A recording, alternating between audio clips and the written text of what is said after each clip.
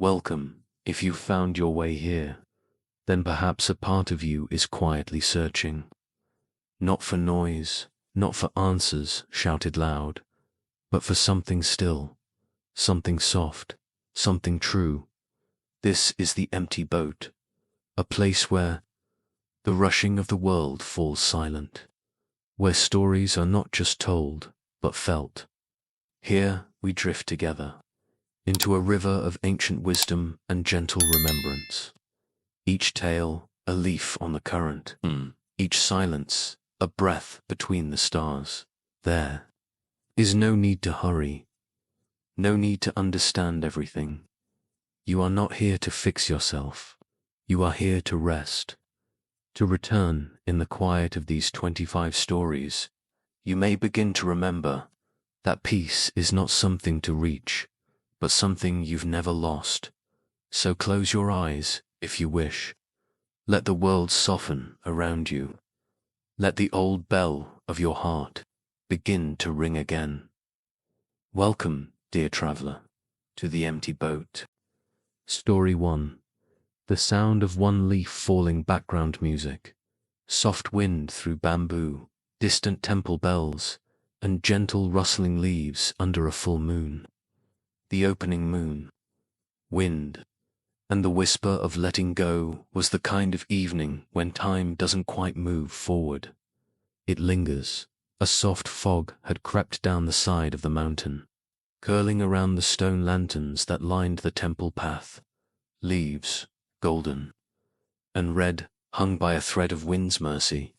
A single one let go, spun twice, and rested on the wooden steps of the old meditation hall. Inside, a young monk sat still, spine like a reed, breath as quiet as twilight. His name was Renji, and though he wore the robes of a disciple, his heart was restless. He had come to this temple to seek peace, and yet, after months of silence, sweeping, bowing, and meditating under moonlight, his thoughts remained tangled, a forest of regrets, unspoken fears, and a desperate need to understand why things had not gone as planned in his life before. He clenched his fingers under his sleeves. Across from him, seated like a rock worn smooth by centuries of rain, was the elder monk, Master Anju. His eyes were nearly closed. His breath barely moved his chest. But somehow, Renji always felt that Master Anju knew exactly what danced in his heart. And tonight, he could feel the question rising inside him again like a tide, before it could burst. Master Anju opened his eyes, and with a voice like wind through pine needles, asked, "Do you hear it, Renji?"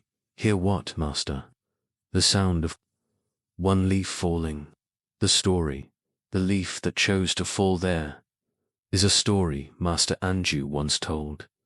Long ago, in a quiet forest beyond the river valleys, there lived a tree who feared the fall.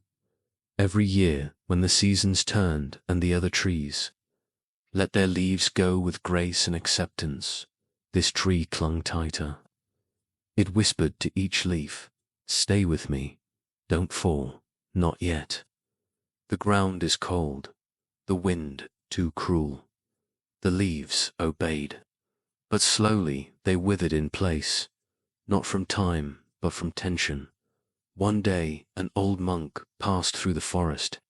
He looked up at the tree, whose leaves trembled but refused to drop, and he said, 'Ah, dear tree, the fall is not the end. It is how you return to the root.' The tree, hearing this, shook slightly.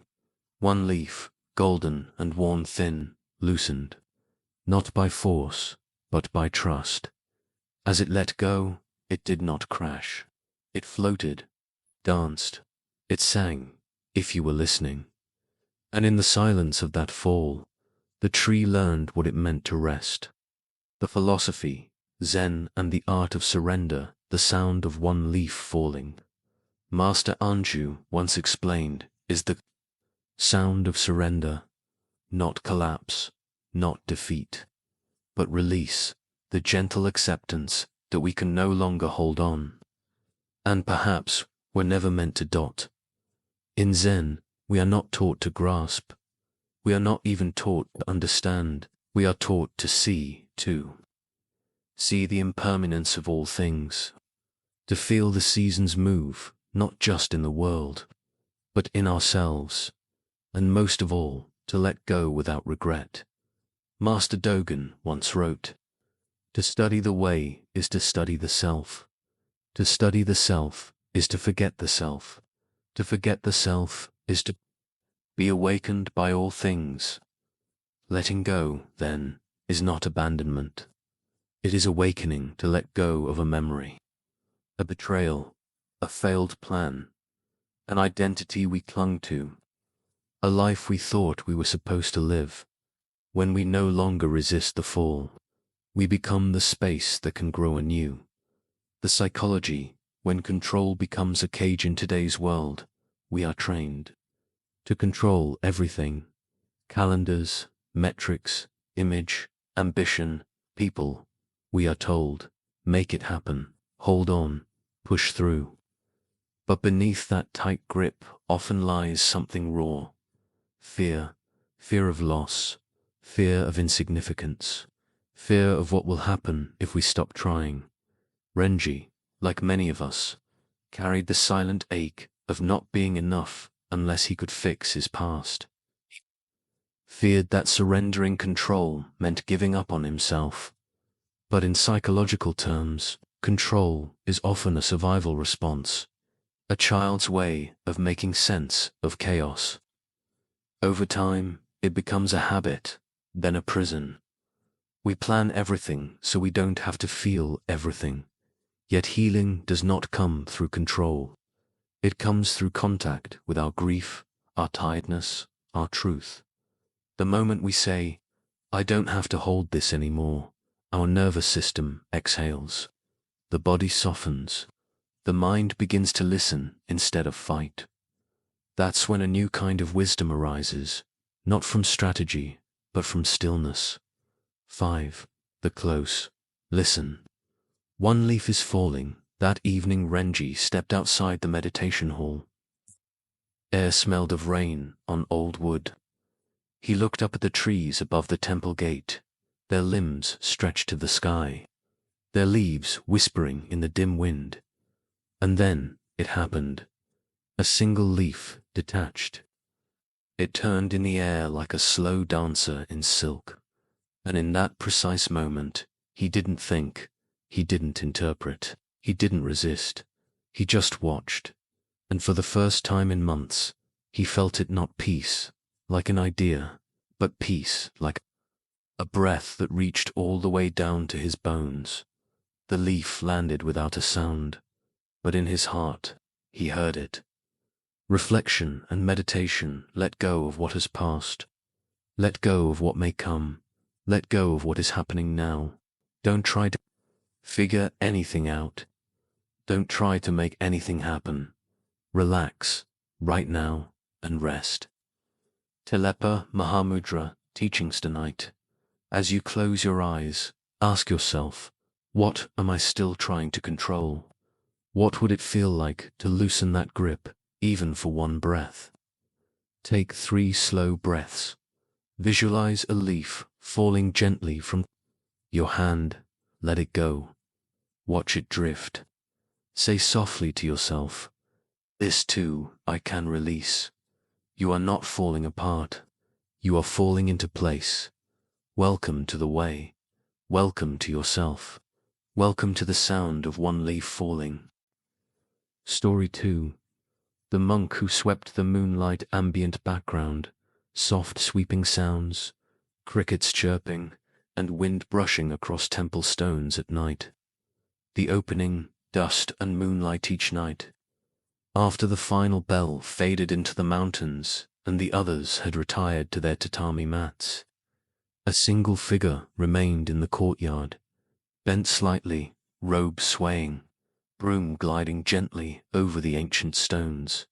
His name was Tetsu.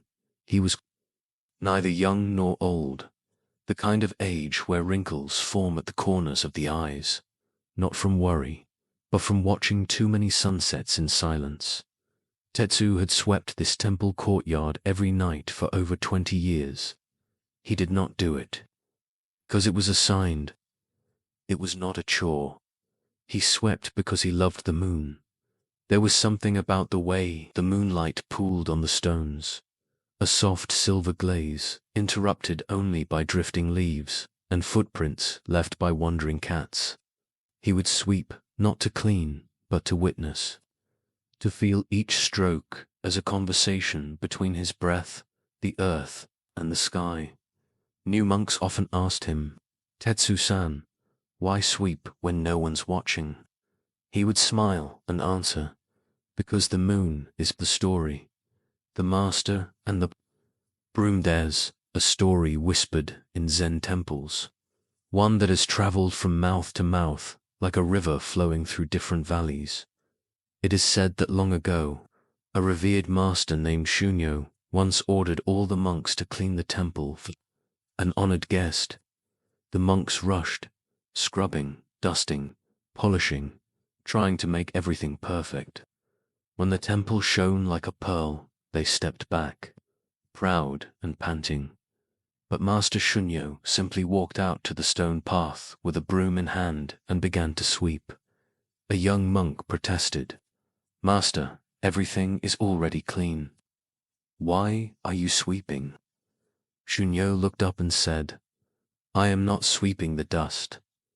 I am sweeping my mind." Years later, after Master Shunyo's death, they say the sweep lines remained on the stone long after the dust returned. The philosophy, sweeping as practice in Zen, everything is practice, not just the meditation cushion. To sweep is not simply to move dirt, but to return the world to order with gentleness. The broom becomes a tool of presence. The hand becomes a mirror of breath. Each motion becomes a mantra.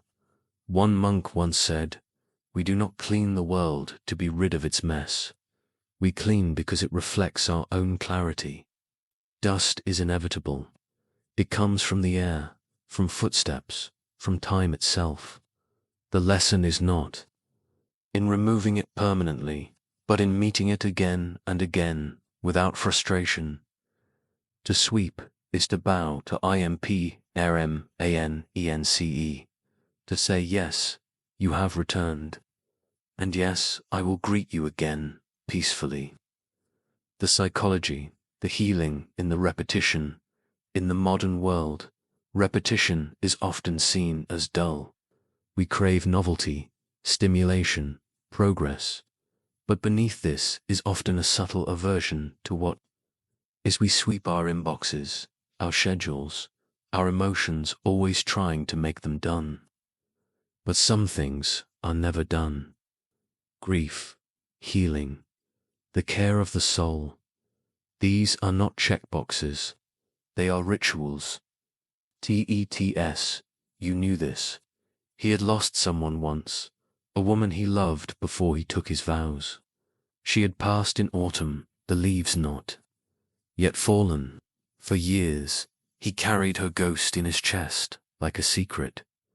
But each night, with broom in hand, he found a rhythm. The repetition did not erase the pain. It held it, wrapped it in the sound of bristles against stone. And slowly the ache softened like dew evaporating under morning sun. Psychologically, ritualistic motion engages the parasympathetic nervous system, signaling safety, predictability, touch, rhythm. These are the ingredients of inner calm. To sweep is to soothe the unspoken. The close. The moon never misses a night. One evening, a novice approached Tetsu. "May I ask something?" The boy whispered. "Of course. Why do you sweep the same path every night, even when no leaves have fallen?" Tetsu paused, looking down the empty corridor of stone. Then he pointed to the sky. "The moon rises, whether the clouds hide it or not." The boy frowned. "TETS, you smiled. And I sweep, whether the dust appears or not." because what I'm sweeping is not always outside. He bowed, pressed his palms together, and returned to his slow, graceful motion, step, sweep, breathe. That night, the boy could not sleep. He lay awake, thinking about how many parts of himself he had ignored, waiting for someone else to see. And slowly he rose, found a small broom, and began to sweep the steps outside his window. No one saw him, but the moon did, and that was enough. Reflection and meditation before enlightenment, chopped wood, carry water. After enlightenment, chop wood, carry water. Zen proverb tonight: let your meditation be simple. Find one small motion, folding a cloth, brushing your hair, watering a plant. Do it slowly, breathe with it. Listen to the texture, sound, the warmth. Ask yourself, where in my life have I rushed through what is sacred? What if presence was more important than productivity? Say softly to yourself, I am here, sweeping the path back to myself. Even if no one is watching, even if the dust will return tomorrow, you sweep because the moon is watching, and the moon never misses a single night. Story 3. A cup too full to receive background music, delicate pouring water, gentle bamboo chimes, and a distant flute echoing in morning mist. The opening, the guest who came to learn the morning, was still.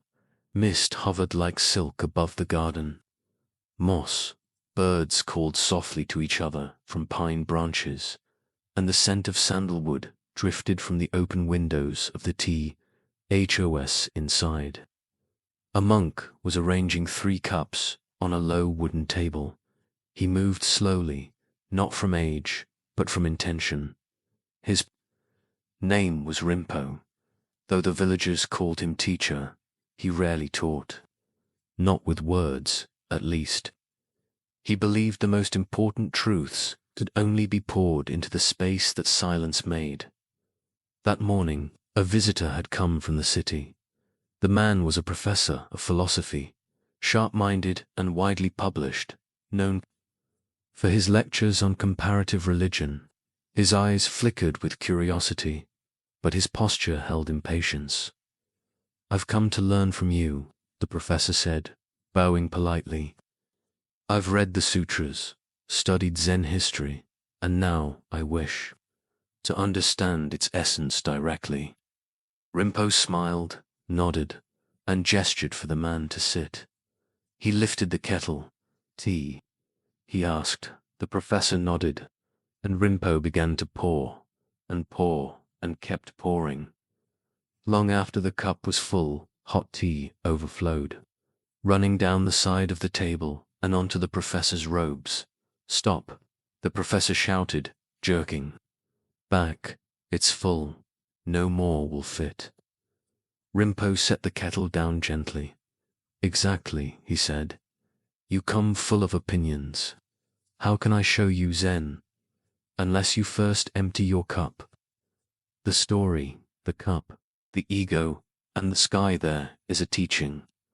In Zen, empty your cup, not because emptiness is better than fullness, not because we should rid ourselves of knowledge, but because a cup that is already full cannot receive anything new. The ego is that cup. It gathers beliefs, titles, comparisons, defenses, and arguments, always collecting, never resting. We hold so tightly to the ideas of who we are, what is right, what should have happened, that even when something soft and healing comes to us, we miss it, like rain bouncing off a roof instead of soaking into earth. Zen does not seek to destroy what you've learned, but it does ask you to set it down, to open space, to become teachable again, to listen with a kind of attention that has no agenda, just like the sky receives the flight of birds without trying to catch them. The philosophy, not knowing, as wisdom master Shunri Suzuki once said, in the beginner's mind there are many possibilities. In the expert's mind, there are few. This is not a rejection of wisdom. It is a recalibration of how we hold it true. Wisdom is spacious. It is the willingness to say, I don't know. Let me look again. Let me feel more deeply. Zen calls this Shoshin beginner's mind. It is the opposite of arrogance. It is not foolishness. It is openness. When we empty our cup, we begin to notice the taste of things we'd missed. The bitterness of an old wound. The sweetness of simple presence. The temperature of a moment passing through. To practice Zen is not to become ignorant, but to hold knowledge like a bird in your hands, gently, so it can still breathe. The psychology, the ego's cluttered teacup from a psychological lens. The need to know everything is often rooted in insecurity. The ego builds walls of certainty because the unknown feels dangerous. It protects itself. With perfectionism, rationalization, and control. But healing requires a softening. Trauma, grief, even chronic stress. All of these thrive in environments where we cannot admit, I'm overwhelmed. I don't know what I'm doing. I need help. The full cup is not just intellectual, it is emotional. It's the build-up of unshed tears, unspoken fears, unquestioned narratives we carry since childhood. I must be strong. I have to fix it. If I don't have the answer, I'm not worthy. But when we begin to empty, something sacred happens. We don't lose ourselves. We uncover ourselves. The tea that overflows becomes the healing rain, and the cup becomes ready to hold what it was truly made for: connection, presence, and truth. The close, pouring nothing, receiving everything after the incident, the professor remained quiet. Rinpo did not explain further. He served tea again, this time. Mindfully, the professor watched the steam rise, the cup filled just to the brim, not overflowing. He took a sip, and in that one moment, for the first time in decades, he didn't analyze. He didn't compare. He simply tasted. It was bitter, then sweet, then warm, and then it was gone. He closed his eyes and smiled. The next morning, he left behind a single note at the temple gate. Thank you for the emptiness. Reflection and meditation. If your mind is empty, it is always ready for anything. It is open to everything. In the beginner's mind, there are many possibilities, but in the expert's mind, there are few. Shunri Suzuki tonight. Ask yourself, what am I full of right now? Am I clinging to old ideas, old wounds, old roles that no longer serve me? As you inhale, visualize a cup filling. As you exhale, imagine it pouring out slowly, gently, without loss. Say softly to yourself, I let go, I create space. One receive. Anew, no need to understand everything. The tea is already being poured. Let your cup be empty enough to feel it. Story 4. The fire beneath the anger background music. Low drumming thunder in the distance, crackling fire, faint temple wind chimes in the night. The opening, the storm, inside the sky, had turned the color of old stone. Heavy clouds rolled over the temple's tiled roof, and a gust of wind sent prayer flags snapping like the tempers of men. Rain had not yet fallen, but you could feel the electricity behind the stillness, a kind of waiting, heavy and tense. Inside the temple hall, the air was just as thick. Jun, a novice monk, sat on his cushion, fists clenched in his sleeves. His breath was shallow. His eyes darted toward the bell that signaled the end of meditation, willing it to ring. He couldn't bear it any longer. His mind was burning, not with thought, but with rage. Earlier that day, a senior monk had corrected Him in front of the others, publicly, calmly. But to Jun, it felt like humiliation, like being cut open in front of witnesses. He had bowed, as tradition demanded. But now, hours later, the fire still raged in his chest. His teacher, Master Riku, noticed. After the bell rang and the others filed out in silence, Riku remained seated and spoke without turning. "You carry fire in your belly, Jun." Jun stiffened. "I'm fine," he said, too quickly. The master smiled. "Yes, you are fine, like a pot boiling over with its lid still on." He turned, meeting Chen's eyes. "Come, let us go to the hearth. Let us sit beside the flame and listen to the story, the fire that asked to be held in the mountains. There once lived a hermit monk who kept a sacred fire in his hut. He tended it each morning with cedar, bark, and dried pine. He bowed to it, warmed his hands by it, cooked rice over it, and whispered his mantras into its crackling light. One day, a traveler came seeking shelter. He sat before the fire, but soon grew uncomfortable. "It's too hot," he complained. "Can't you put it out?" The hermit only smiled. "You don't extinguish fire," he said. "You learn how to sit with it." The traveler frowned. "But it burns." The hermit nodded. "Yes, fire burns. But it also warms, feeds, and gives light. The difference is how close you sit and how well you listen." 3. The philosophy, anger as energy, not enemy in Zen. Emotions are not enemies to be conquered. They are teachers. Anger, especially, is often misunderstood, even shamed.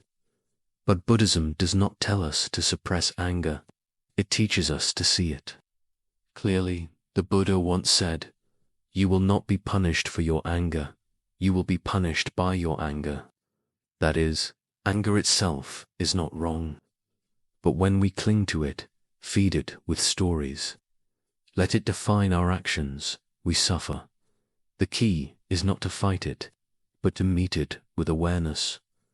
In Theravada tradition, anger is a mental formation arising due to causes and conditions, just like clouds or waves. In Zen, we ask, what is the source of this flame? What lies beneath its heat?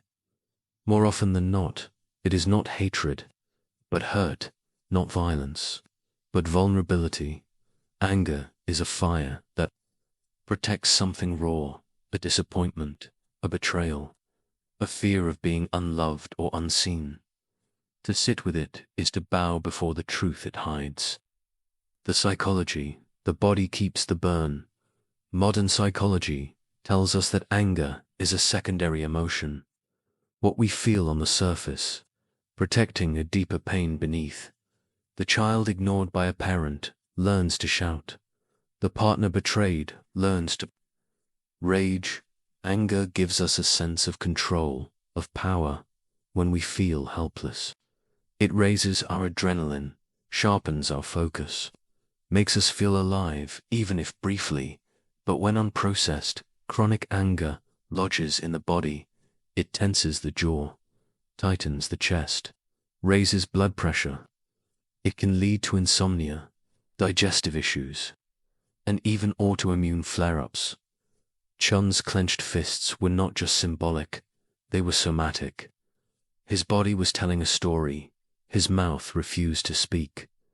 Master Riku understood this, so instead of talking, he built a small fire in the stone hearth of the temple's inner room. The flames licked gently at the wood, casting moving shadows along the walls. "Watch it," he said. "Breathe with it. Don't speak. Just feel."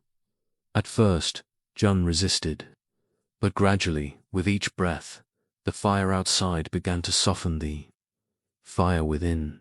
He did not collapse. He did not cry, but something melted. And for the first time that day, he was warm, not burning. the clothes, the flame, and the mirror later that night. John spoke softly. I thought I was angry because I was insulted, but truly I was ashamed. I felt small. Master Riku nodded. Anger is the guard dog of shame. It barks so no one sees the wound. He stirred the fire. But if we dare to sit beside it, not too close, not too far, we begin to hear what it has always wanted to say. John stared at the coals, which is, that you are human, that you are hurting, that you are worthy of care. He looked up, and that you don't need to burn everything down just to feel seen. John closed his eyes. The fire crackled, but it no longer hurt. It glowed, it warmed, it mirrored him. Reflection and meditation holding on to anger is like grasping a hot coal with the intent of throwing it at someone else. You are the one who gets burned. The Buddha tonight, sit quietly. Call to mind a moment of recent anger, not to judge it, but to learn from it. Ask yourself, what was I trying to protect? What pain was hidden beneath the heat? Place a gentle hand on your chest. Inhale, I see you. Exhale, I sit beside. You imagine a fire burning steadily, not out of control, but tended with care. Feel its warmth, not its danger. Say softly to yourself, I do not fear the fire. I learn how to hold it. And as you fall asleep, let the flames of the day return to embers. Let them glow, nor consume. Story 5. Whispers from the empty bowl background. Soft wind over dry fields. Distant temple bell. Faint sound of a ladle scooping water. The opening, the beggar who brought nothing. At the edge of a quiet village, just beyond the rice fields that shimmered like liquid gold under the morning sun, sat an old man with a bowl. He was barefoot, robed in linen the color of ash, and his face was lined with the kind of softness that only comes from having cried and forgiven many times over. Villagers called him Jiro the Silent. He had once been a scholar, a merchant, and even a father. But now he wandered from town to town, bowl in hand, voice rarely used. Smile, gentle Dot. Each morning he would sit outside the temple gate, place the bowl on the stone path before him, and wait. He did not beg, he did not explain, he simply sat. Some passed by and dropped a few grains of rice. Others ignored him. But one boy, curious and impulsive, asked the abbot, why does he sit with an empty bowl every day, if he never asks for anything? The abbot smiled, because an empty bowl is not a sign of poverty, but of readiness. The story, the bowl that spoke in silence many years ago. There was a hermitage far up the mountain, where only one monk remained, a woman named Sohan. She had taken a vow not of silence, but of humility. She ate only what was offered, wore only what was given, and carried with her a single clay bowl each morning. She would place this bowl outside her hut. One year there was a drought. The villagers below struggled to feed even themselves. Sohan placed her bowl as usual, though her belly ached and her hands trembled. That morning no one came, no one the next day either, or the one after. By the fourth day the clay had cracked. Under the sun, and Sohan herself was dizzy from hunger, but she did not rage. She did not cry. Instead, she whispered to the bowl, "You are still sacred, even when empty." The next morning, a child came up the path, thin, shoeless, and carrying a small basket of wild berries. She placed 3 berries into the bowl, and bowed, SOEN, smiled, and with trembling hands, shared one of the berries with the child. It was not a meal, but it was enough. 3. The philosophy. Emptiness is not lack in Buddhism. Emptiness, Niyat, is often misunderstood to the Western mind. Empty means void, absence, loss. But in the teachings of the Mahayana, emptiness is not nihilism. It is freedom from fixed identity. A bowl that is full cannot receive. A bowl that is cracked may still carry light. A bowl that is placed without demand may yet be filled by the unseen hand. In Zen, this concept becomes an embodied invitation. Let go of what you think you are. Let go of what you think you need. Be the bowl. The ego is obsessed with fullness, full calendars, full shelves, full accounts, full certainty. But the spirit thrives in spaces, space to breathe, to feel, to grieve, to begin again. The empty bowl is the soul that no longer chases, but waits, awake, open, listening. The psychology, hunger beneath the surface from a psychological perspective. Emptiness is one of the most feared inner states. Patients often describe it as numb, hollow, or lost.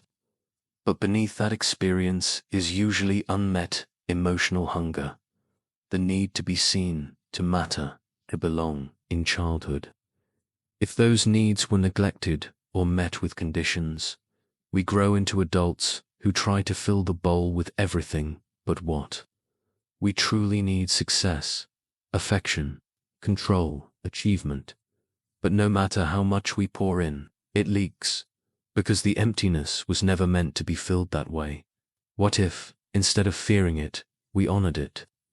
What if the feeling of emptiness was not a flaw, but a space calling to be met with presence?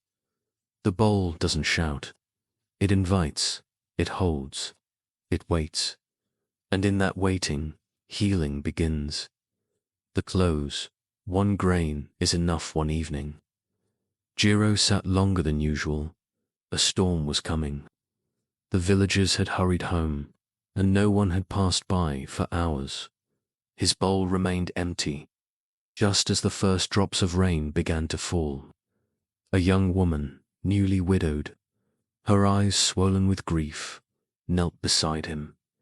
She held nothing in her hands. "I have nothing to give," she whispered.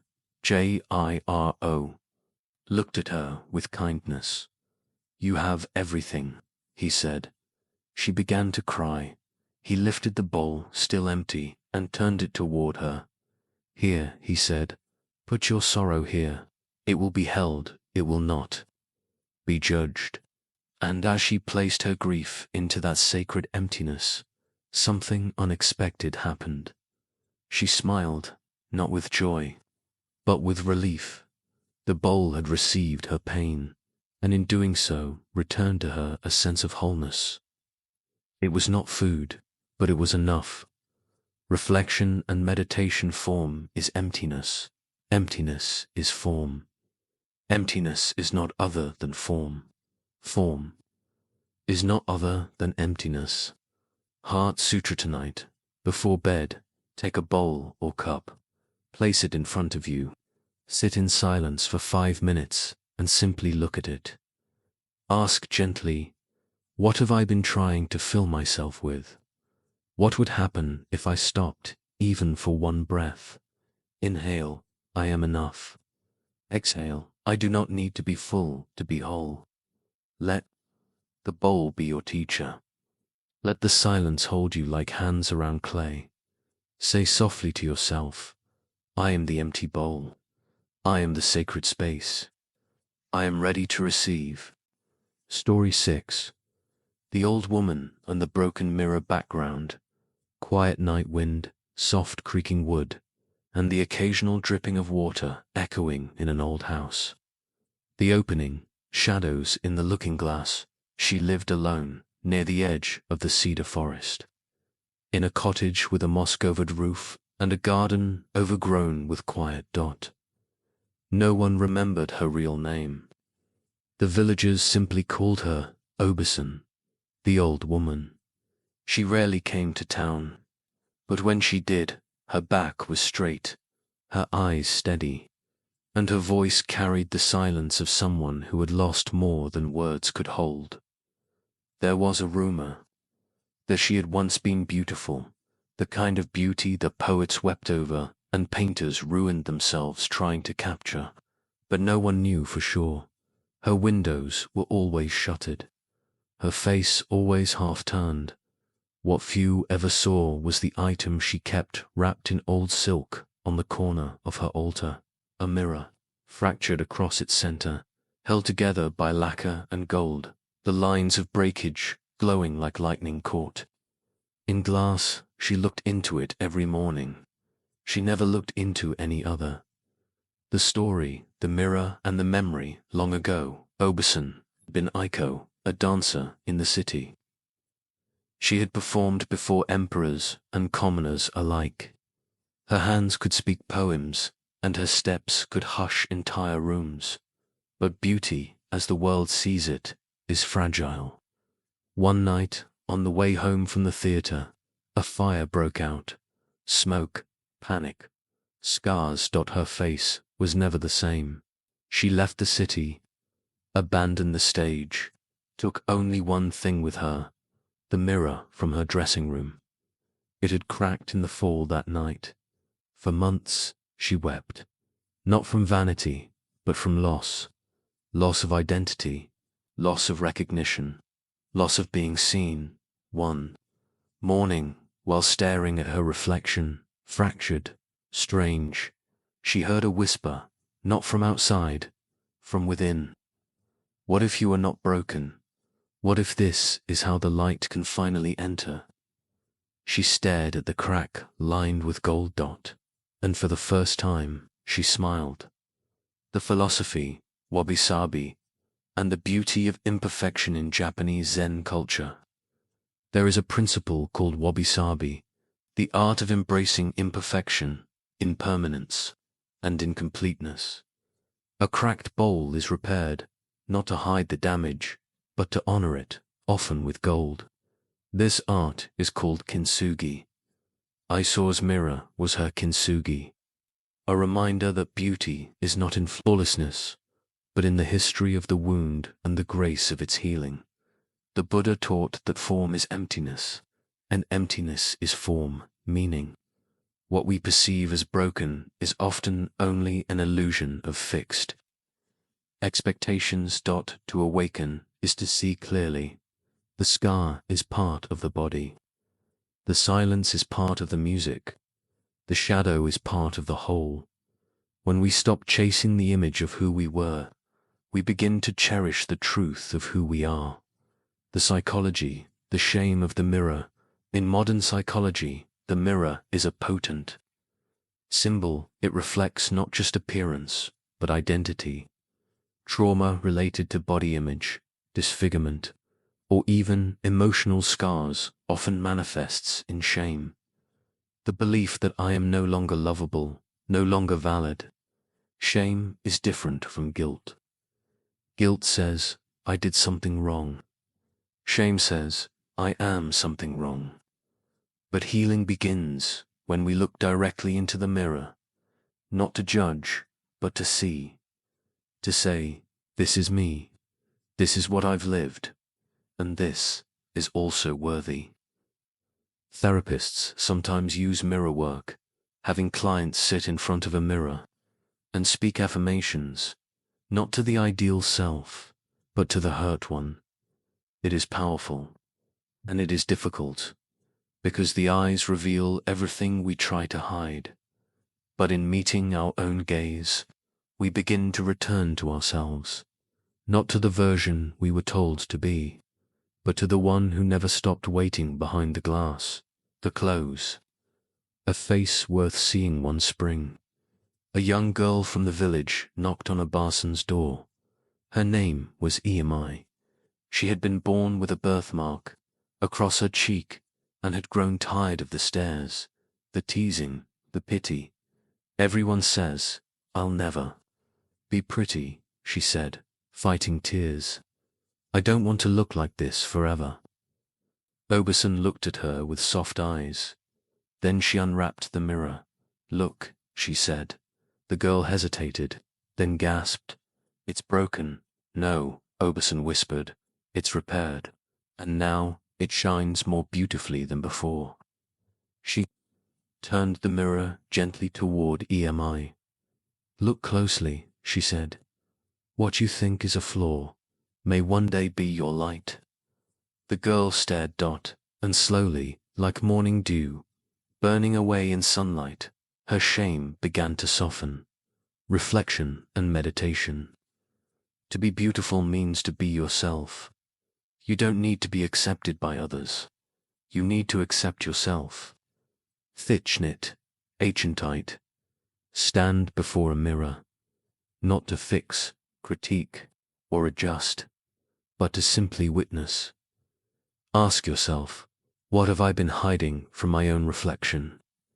What part of me is ready to be honored, not erased? Place your hands gently. On your heart, inhale. I see you. Exhale. You are enough. Imagine golden light filling the cracks of your shame, not sealing them away, but tracing them with love. Say softly, I am not broken. I am made of stories. I am whole. Story 7. The silence between the bell's background, distant bell echoing through valley mist, wind rustling through pine trees, soft mountain birdsong. The opening between two sounds high in the mist-veiled mountains, where the clouds drifted like breath from the earth, there stood a small Zen monastery known only to a few. There were no signs pointing the way. The only guide was the sound of a bell that rang twice a day, once at dawn, once at dusk. But what made this temple famous was not the bell itself. It was the silence that followed. Pilgrims traveled from far away to sit in that stillness. They would arrive and sit beneath the old cedar trees, listening not for teachings, but for something deeper, something wordless. One such traveler was Min, a woman whose life in the city had grown too loud. Noise in her ears, noise in her heart. Too many responsibilities, too many losses, too many thoughts banging on the doors of her mind. She came seeking quiet. She did not yet understand what she was truly seeking. On her second evening at the monastery, the bell rang just after sunset, a low, round tone that rolled down the valley like thunder softened by love. She closed her eyes, and then the sound faded, and in that absence, something stirred, something she hadn't felt in years. Herself, the story, the bell that taught stillness long ago. When the temple was first built, the bell was simply a way to call the monks to meditation. But as the years passed, a strange reverence grew around it. One old monk, Saji, would always sit outside the bell tower, facing away from it. When asked why, he answered, I do not come for the bell, I come for what comes after. He believed that the bell's real power was not in its sound, but in what it left behind. He once said to a student, the bell is like a question. The silence that follows is where the answer begins. After Saji's death, a line was carved beneath the bell in his honor. Listen not to the sound, but to what remains. The philosophy, Zen and the space between it. Zen, there is a phrase, silence is the teacher's greatest teaching. Zen is not concerned with endless words. It is not a philosophy to be memorized. It is a space to be entered. The bell in the temple is not just a sound. It is an invitation to pause, to feel the echo, to return to the breath, to realize that the silence is not empty. It is full of awareness. THCH, Net, Achen once taught. Silence is essential. We need silence just as much as we need air. But silence is not merely the absence of noise. It is the presence of presence. It is where we begin to hear our true heartbeat, the ache we've ignored, the stillness that was always with us. Waiting. Zen bells do not command. They do not shout. They remind. They say, "Come home, you are here." The psychology, the noise that covers the pain modern life, is rarely silent. But often, the noise is not just around us. It is inside, racing thoughts, anxious anticipation, regret replayed in loops. Min, like many of us, lived with internal noise so constant that she had forgotten it was even there. Only in the rare pause between the bell's echoes did she begin to notice the thoughts weren't reality. They were habits, old recordings. Psychologists call this default mode network, the mind's autopilot of past and future chatter. But when we pause, when we sit in the space between, the nervous system begins to regulate. The inner world opens, and healing begins not through doing, but through being. Silence, when met with awareness, becomes a mirror, and in that mirror we can finally say, "Ah, that is what I've been carrying. That is what I've forgotten. That is me." The close, what the silence had on her fifth evening at the temple, Min sat longer than usual. The bell had rung, the sun had gone, the others had returned to their rooms, but she remained. Silence seemed to deepen, not just around her, but within. And suddenly, she felt tears, not from sadness, but from recognition. For years, she had filled every moment. Even her healing had been busy, journaling, therapies, affirmations.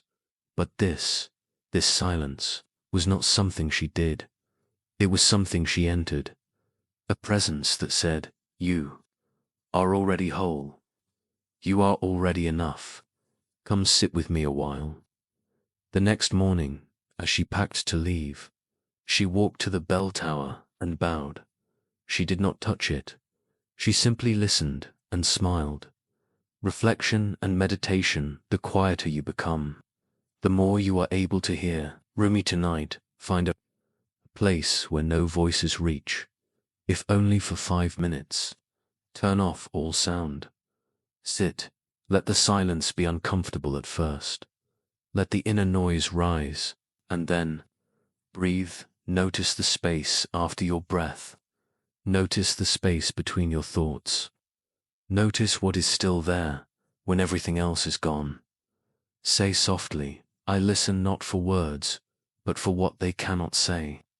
And as you drift to sleep, imagine a bell sounding once, and the echo fading gently, leaving behind a silence that holds you like night itself. Story 8. The Master Who Forgot His Name. Background: quiet forest breeze, distant cicadas, faint wooden wind chimes swaying gently in the evening. The opening: the man with no name in the eastern mountains, where the mist clings to the trees like breath and the moss grows thick on the stones. There lived an old monk known simply as that one. He had no title, no scrolls, no altar, and most unusually no name. When travelers asked for the head monk of the forest temple, the villagers would shrug and point uphill, saying, "You mean him?" But no one could tell you his name. He had arrived over 40 years ago, taken off his shoes at the gate, and never introduced himself. He accepted no offerings. He asked for no recognition. Yet somehow, when he spoke sparingly and only when needed, people listened as if the trees themselves had begun to whisper. When a visitor once asked him, "Master, what should we call you?" he replied without hesitation, "Call me what you hear in your own silence." The story, the identity that dissolved there, is a Zen story rarely told in temples, but often passed from one wandering monk to another. Like an ember from a dying fire, it's said that a famous master once, known as Kenya the Bright, mind began forgetting small things in his later years. First, where he left his robe. Then, which scroll was which. then even the names of his disciples. One morning, he sat before his own mirror and stared for a long while. He looked older, certainly softer, but something else disturbed him. He no longer recognized the face staring back. For a moment, fear rose. Was he losing himself? But then, a strange peace came over him. He began to laugh quietly, then fully. "I have no name," he whispered, "and for the first time, I feel real." From that day on, he stopped signing his letters. He stopped introducing himself. He simply bowed and said, "I am the space where the name used to be." And somehow, that was enough. The philosophy, no self, and the Zen mirror. In Zen Buddhism, there is no higher cone than the inquiry, who am I? Not in the Western psychological sense. Not your job, your roles, your memories, but the raw, clear awareness. Beneath it all, in Theravada, Buddhism, the principle of a nat no self teaches that the self is a constructor temporary illusion born of clinging to sensations, thoughts, perceptions, and identity. In Zen, this becomes a kind of direct experience. You sit still long enough, and the boundaries begin to blur, not just between you and others, but between you and thought, you and emotion, you and name. Thich Nthn once said, "When we touch our true self, we stop identifying with the stories, and what is left, then, not absence, but presence, a stillness vast enough to hold all things, a presence that does not need a name to know itself." The psychology, beyond roles and self-narratives in modern psychology, identity is often constructed through narratives. The stories we tell ourselves. I am the responsible one. I'm the black sheep. I'm not enough. I must achieve to be loved. These identities help us survive. They organize our world. But over time, they become prisons. We confuse the story for the soul. The old master in the forest. Temple had once been someone, a scholar, perhaps a teacher, maybe even a man with regrets. But by releasing the story, he discovered something deeper, peace beyond personality. Today, therapists use practices like mindfulness and internal family systems to help clients see these parts of themselves, not as enemies, but as protective roles. The healing comes not in erasing them, but in recognizing, I am not this voice. I am the space it echoes through. That's what the master found. When you forget your name, you remember your being. The close, the visitor who forgot to ask one day. A young monk climbed the mountain, seeking instruction. He had heard of the teacher with no name and came prepared with questions, with notes, with anxiety. When he reached the gate, the master was sweeping. The monk bowed. "Master, I have studied the sutras. I have meditated, but I still don't know who I really am." The master looked up. Then, without a word, he handed the broom to the monk and walked away, confused. The monk began sweeping. The breeze shifted. The sun moved. Leaves fell. Time passed. Hours later, the master returned, nodded, and said, "Still wondering who you are?" The monk opened his mouth, then closed it, and for the first time in years, he had no answer. And in that moment, he felt something else, a stillness, a freedom, a self that had no name, but needed none. Reflection and meditation to know who you are. First, let go of who you think you are. Zen saying tonight, sit quietly and ask not, who am I? But instead, what remains if I set down every name I carry? Try this. Close your eyes. Say your name in your mind. Then, Let it fade. One by one, release the labels. Daughter, father, performer, failure, helper. Let each one drift away like leaves in water. Inhale, I am here. Exhale, I am. Not as someone, just as being. Say softly, I am the space before the name. I am enough. Story 9. The bamboo that bends but never breaks. Background. Soft wind through bamboo groves, distant water stream, and the creaking of swaying stalks under moonlight. The opening, wind over the bamboo grove. There is a grove of bamboo that stands behind the old temple in the southern valley, tall, green, and ancient. When the wind comes rushing down the mountainside, the bamboo does not resist. It sways, it bends, it dances in wide arcs, sometimes brushing the earth, but it never snaps. Children used to come and lie under it, watching the stalks curve in the wind, whispering to one another. It bows, but never breaks. One of those children had grown up and returned many years later, not as a boy, but as a man with tired eyes and calloused hands. His name was Riku, and he had spent the last decade in the city, building, racing, falling. He came home broken, not in body, but in spirit, and he came seeking something he could not name. He stood beneath the bamboo again, this time not to play, but to remember the story. The bamboo and the storm. Theirs, a tale told in the mountain villages, passed from grandfather to grandchild, about a great storm that once tore through the valley. It toppled trees, lifted roofs, and flooded entire fields. The villagers, terrified, fled into the hills.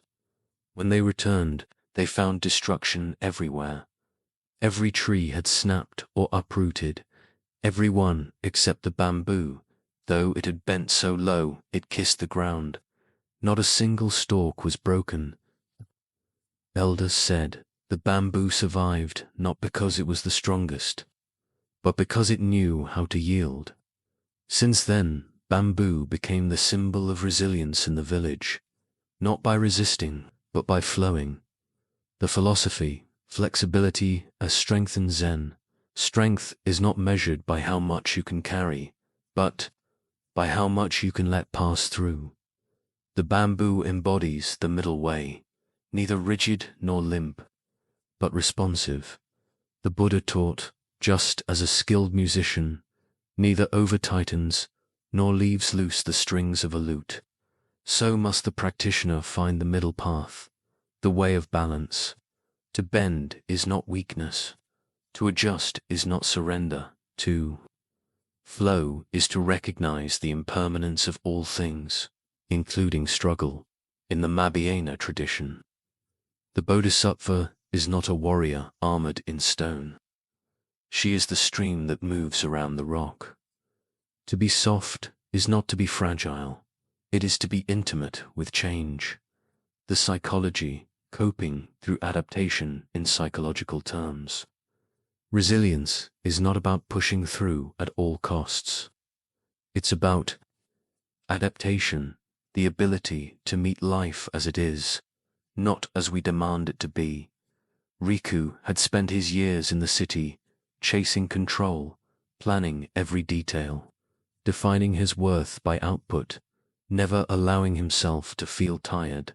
But when the business failed, when relationships fractured, when grief came, his rigid framework shattered.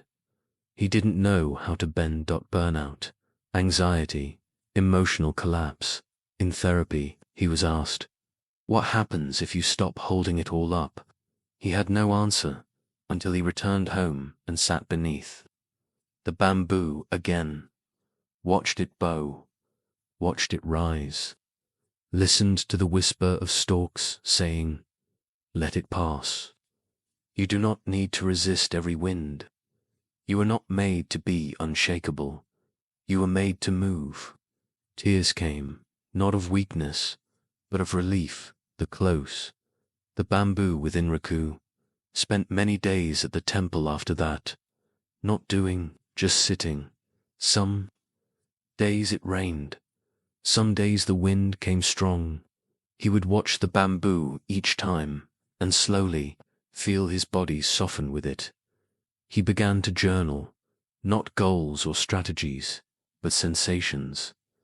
I feel heavy today. The wind is inside me. I bent without snapping.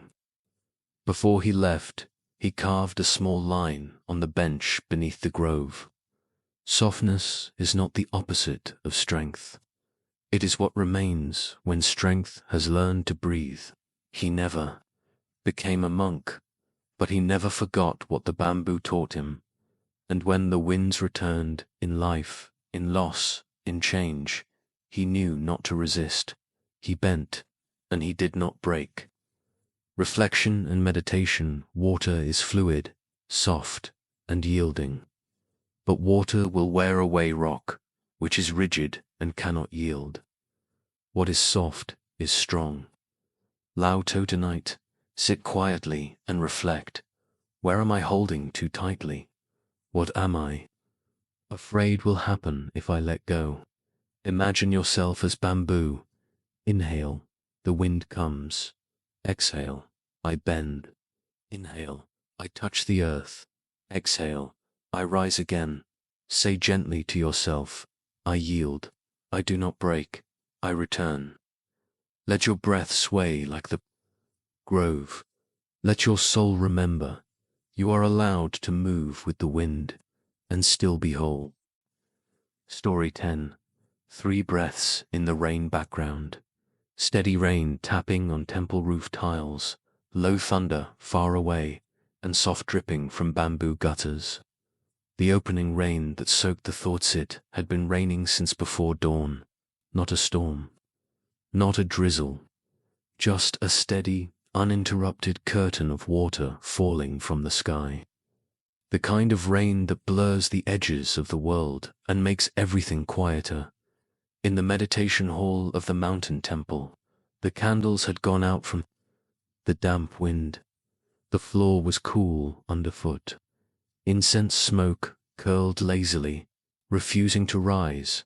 Aya, a novice nun, sat motionless before the garden window, but inside her there was anything but stillness.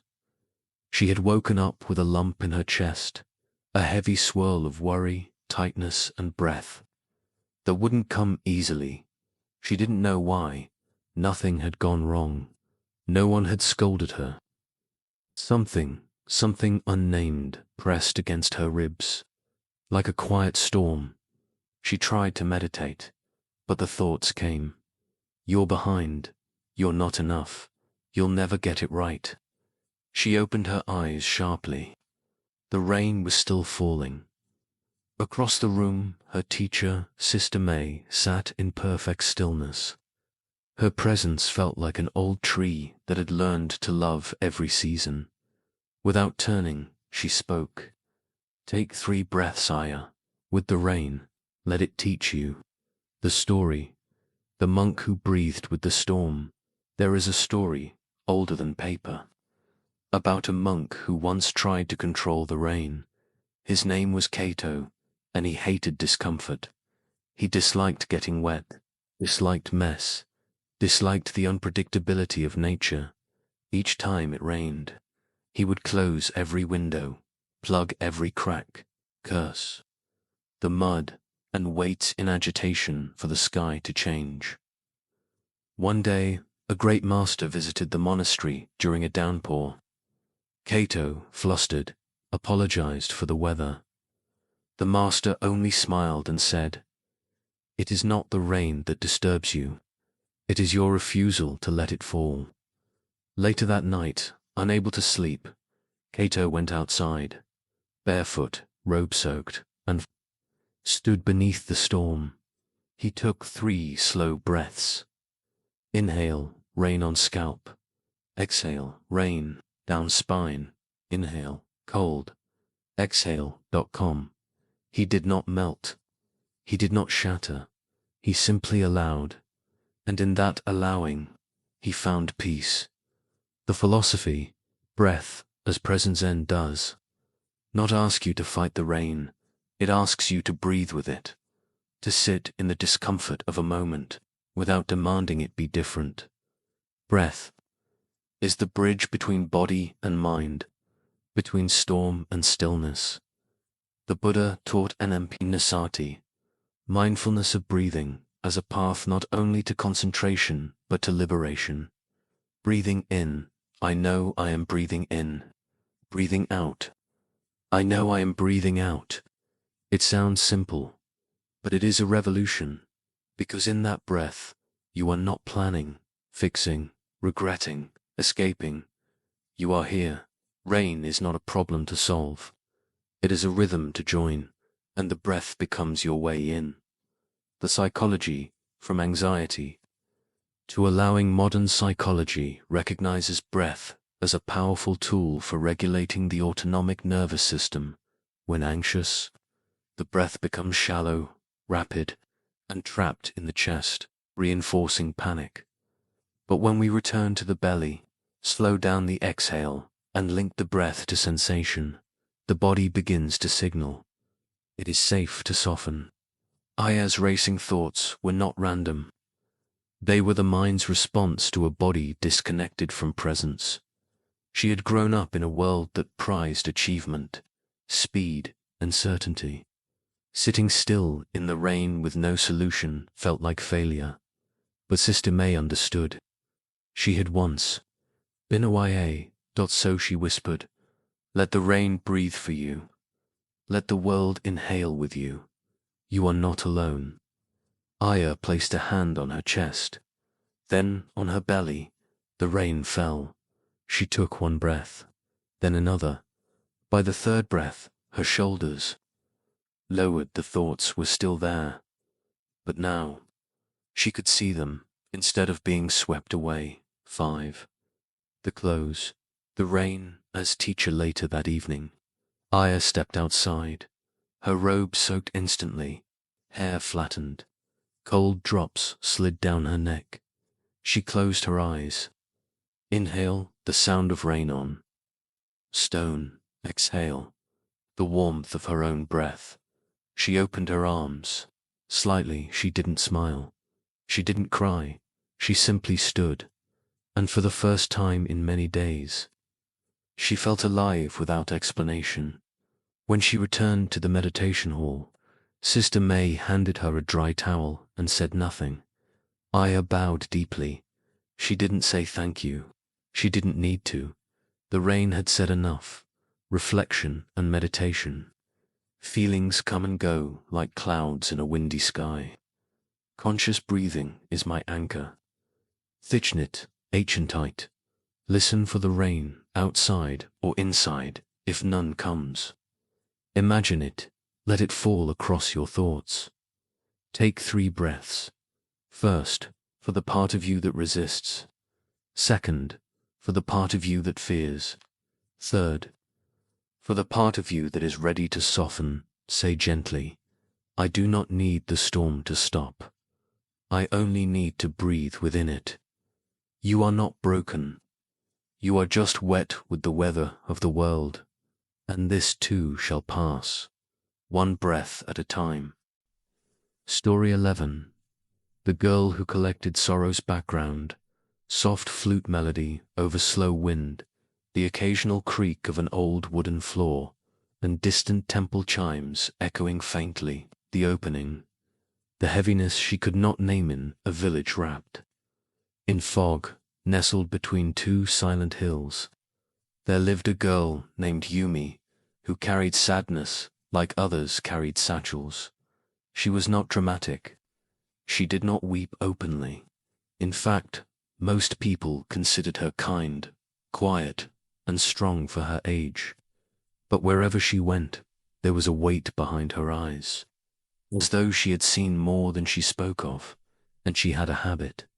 Each time someone around her suffered, a child with scraped knees, a mother grieving, a friend abandoned, Yumi would listen closely, lean in, and then, when no one was looking, She would gather something invisible and place it deep in the pocket of her robe.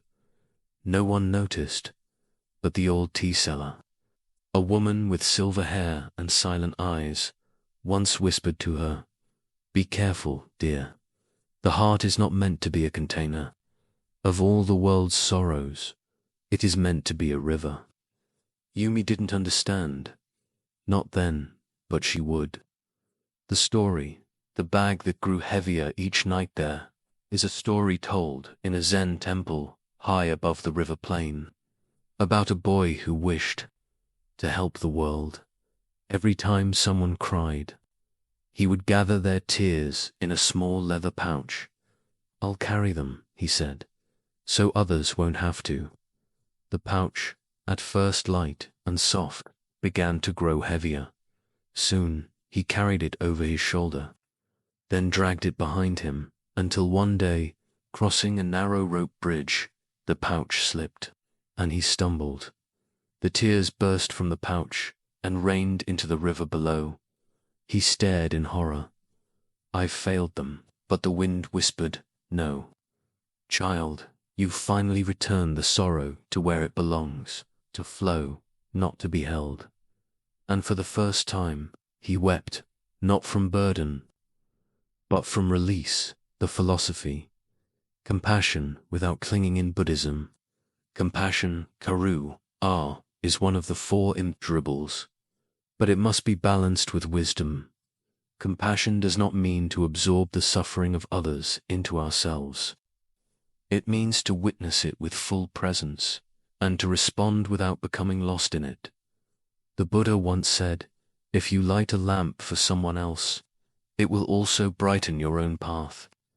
But if you gather every sorrow and store it in your chest, you will extinguish your own flame." Zen teaches the practice of being with suffering, not to own it, not to suppress it, but to let it pass through, like wind through a bamboo grove. Yumi had not learned this yet. She had confused compassion with carrying. The psychology, the empath's dilemma, modern psychology recognizes.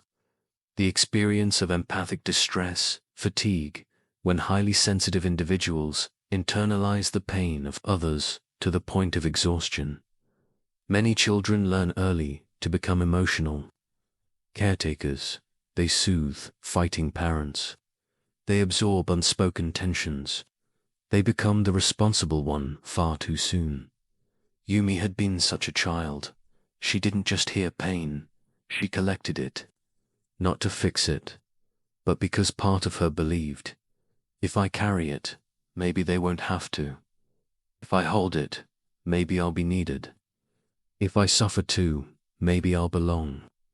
But sorrow is not meant to be hoarded. When unprocessed, it becomes heaviness in the body, tight shoulders, chronic fatigue, distant eyes. It clouds joy. It silences laughter. Yumi's silence was not peace. It was the sound of too many unshed sorrows. The close the night she let the river carry it one autumn evening. Yumi wandered beyond the village and came upon a river lit by moonlight. She sat by the edge, her pocket full, the latest sorrow added just that morning. After a child had lost his dog, she reached into her robe and pulled out a handful. Nothing, but it felt heavy. She looked into the water and whispered, "I don't know how to let go." And then, as if responding, the river breeze brushed her cheek. She began to empty her pockets, not of objects, but of grief. She named each sorrow softly. "This is for my friend who lost her baby. This is for the boy whose father drinks. This is for the man who misses his mother but won't say it." And one by one, she offered them to the river, not to erase them, but to let them move. Tears streamed down her cheeks, not in shame, not in silence, but in freedom. That night, she walked home lighter, not because the world had changed, but because she no longer mistook holding pain for healing it. reflection, and meditation do not carry the world's sorrows on your back. Carry them in your breath. Let them in and let them go. Zen saying tonight, take a few minutes to sit with the sorrows you have collected. Ask, what am I holding that was never mine to carry? Whose pain have I mistaken for my responsibility? Take 3 slow breaths. Inhale, I feel the sorrow. Exhale, I return it to the flow. Visualize a river, wide and calm. Place each sorrow on a leaf and watch it float away, not in rejection, but in trust. Say softly, I am not the storage of sorrow. I am its witness. I am the river it flows through. Story 12. The Teacup of Regret background. A single drop of water falling into a ceramic bowl, the sound of wind brushing paper doors, and soft tea being poured into a cup. The opening, the cup she would not wash each afternoon just before sunset. Noriko would sit alone on the back porch of her wooden house overlooking the field of dried grass, Dot in her hands. Always the same cup, cracked slightly near the rim, faintly stained inside from years of untouched tea. She never drank from it. She simply held it and stared. To visitors, she was polite, generous, even cheerful. But to those who stayed long enough, there was a distance in her gaze, as if part of her lived in another time, replaying a moment that refused to change. When her neighbor once asked, "Why don't you use that beautiful cup anymore?" Noriko smiled faintly and replied, "Because it remembers what I wish I could forget." And then she fell silent again. The story, the cup that held her mistake years ago. Noriko had been a tea artisan, graceful hands, fine taste, ceremonies that left even restless hearts soothed. She served in temples, homes, and once even before a governor. One day, during a ceremony, her mother fell ill. She received the message mid-pouring, but she did not stop. She finished the ritual, smiled, bowed, apologized for leaving suddenly. By the time she arrived home, her mother had slipped into unconsciousness. She never woke again. Noriko never told anyone how long she had waited, only that she had arrived just in time for the last breath. But that wasn't true.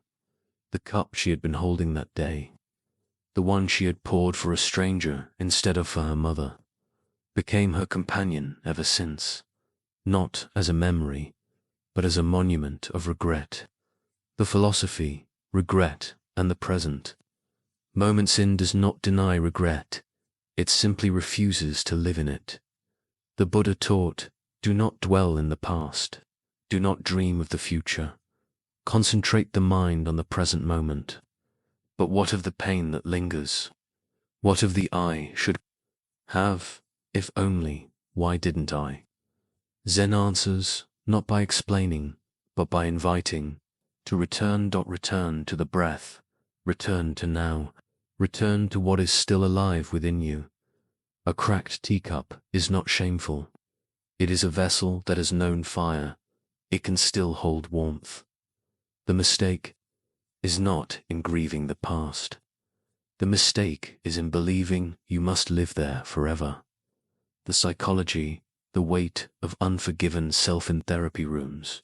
Regret often wears the face of guilt, but beneath guilt lies grief, and beneath grief, often, a tender longing to be forgiven, not by others, but by oneself. Psychologists call it self-reproach rumination, a loop in which a person replays their mistake, hoping that by punishing themselves long enough, they can undo it. But the past is not undone by suffering. It is softened by compassion. Noriko's teacup was a ritual of silent self-punishment. She believed that if she kept remembering, she was honoring her mother. But in truth, she was denying herself peace and denying her mother the gift of a daughter who still breathes. Her body had moved on, but her spirit was still at the tea table, pouring for the wrong person, the clothes, the cup she finally filled one spring morning. An old monk came to the village and asked for tea. The other homes were empty.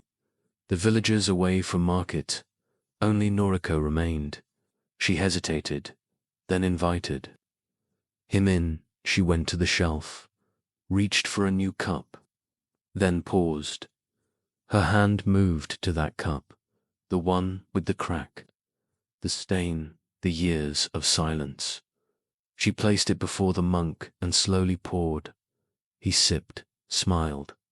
"Ah," he said, "there's a story in this flavor." Noriko looked down. Her voice shook. "I poured from the wrong heart once," she whispered. "I don't know how to forgive myself." The monk took another sip, then said gently, "Then pour again, with presence, with sorrow, and with love, until the cup becomes full of now, not then."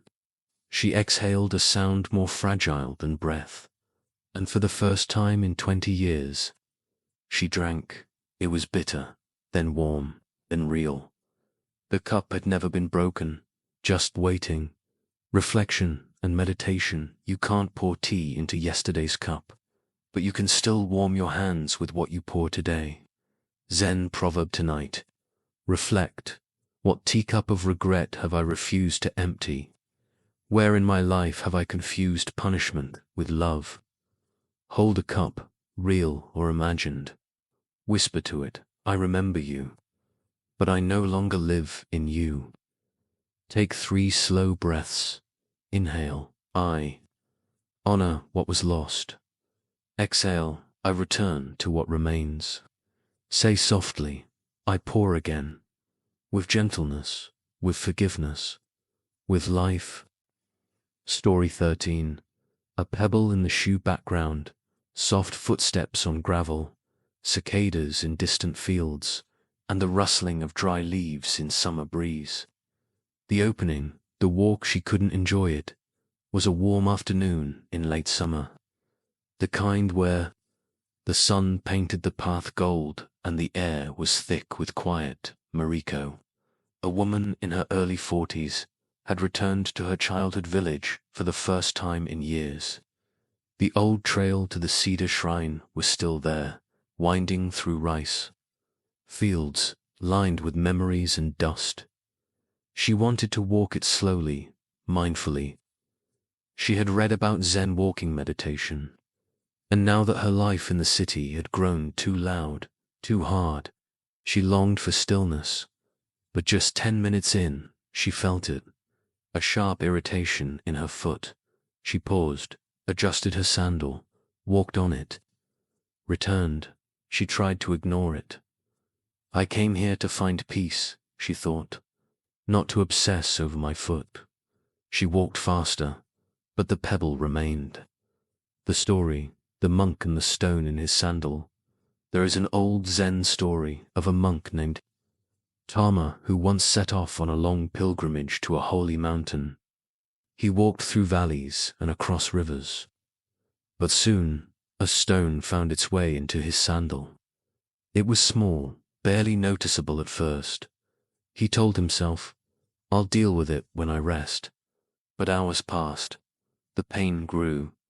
He began to walk with a limp. His focus wavered. His breath grew shallow. At last, exhausted, he removed the sandal and found the pebble, no bigger than a bean. He laughed. All this discomfort, caused by something so small. He held it in his palm and whispered, "How often I blame the mountain for the ache, when it is the pebble in my shoe that wounds me." He placed the pebble on a rock and bowed to it. From that day on, he checked his sandals before every journey. The philosophy, awareness of small suffering Zen, teaches us not to overlook the small irritations, the subtle thoughts, the quiet tensions, the low hum of discontent that most of us carry. Why? Because those small discomforts, when left unacknowledged, often grow into chronic restlessness, reactive anger, or unexplained fatigue. The Buddha taught, there is no fire like passion, no shark like hatred, no snare like folly, no torrent like craving, but not. All flames begin as wildfires. Some begin as a single spark, passing thought, a moment of guilt, a memory we swallow without chewing. Zen asks us to slow down enough to feel the pebble, not to judge it, not to dramatize it, just to notice and to respond with gentleness. The psychology, microstress, and somatic awareness modern neuroscience echoes this teaching. Psychologists refer to microstressors, small, cumulative frustrations that build over time and contribute to burnout, anxiety, and emotional reactivity. These include unfinished tasks, passive-aggressive remarks, body tension, emotional suppression. Like pebbles in the shoe, they are not catastrophic, but when ignored, they shape our entire posture. Mariko had come to the path looking for clarity, but her body was trying to tell something. You are not present. You are enduring, not walking. The discomfort was not the enemy, it was the invitation.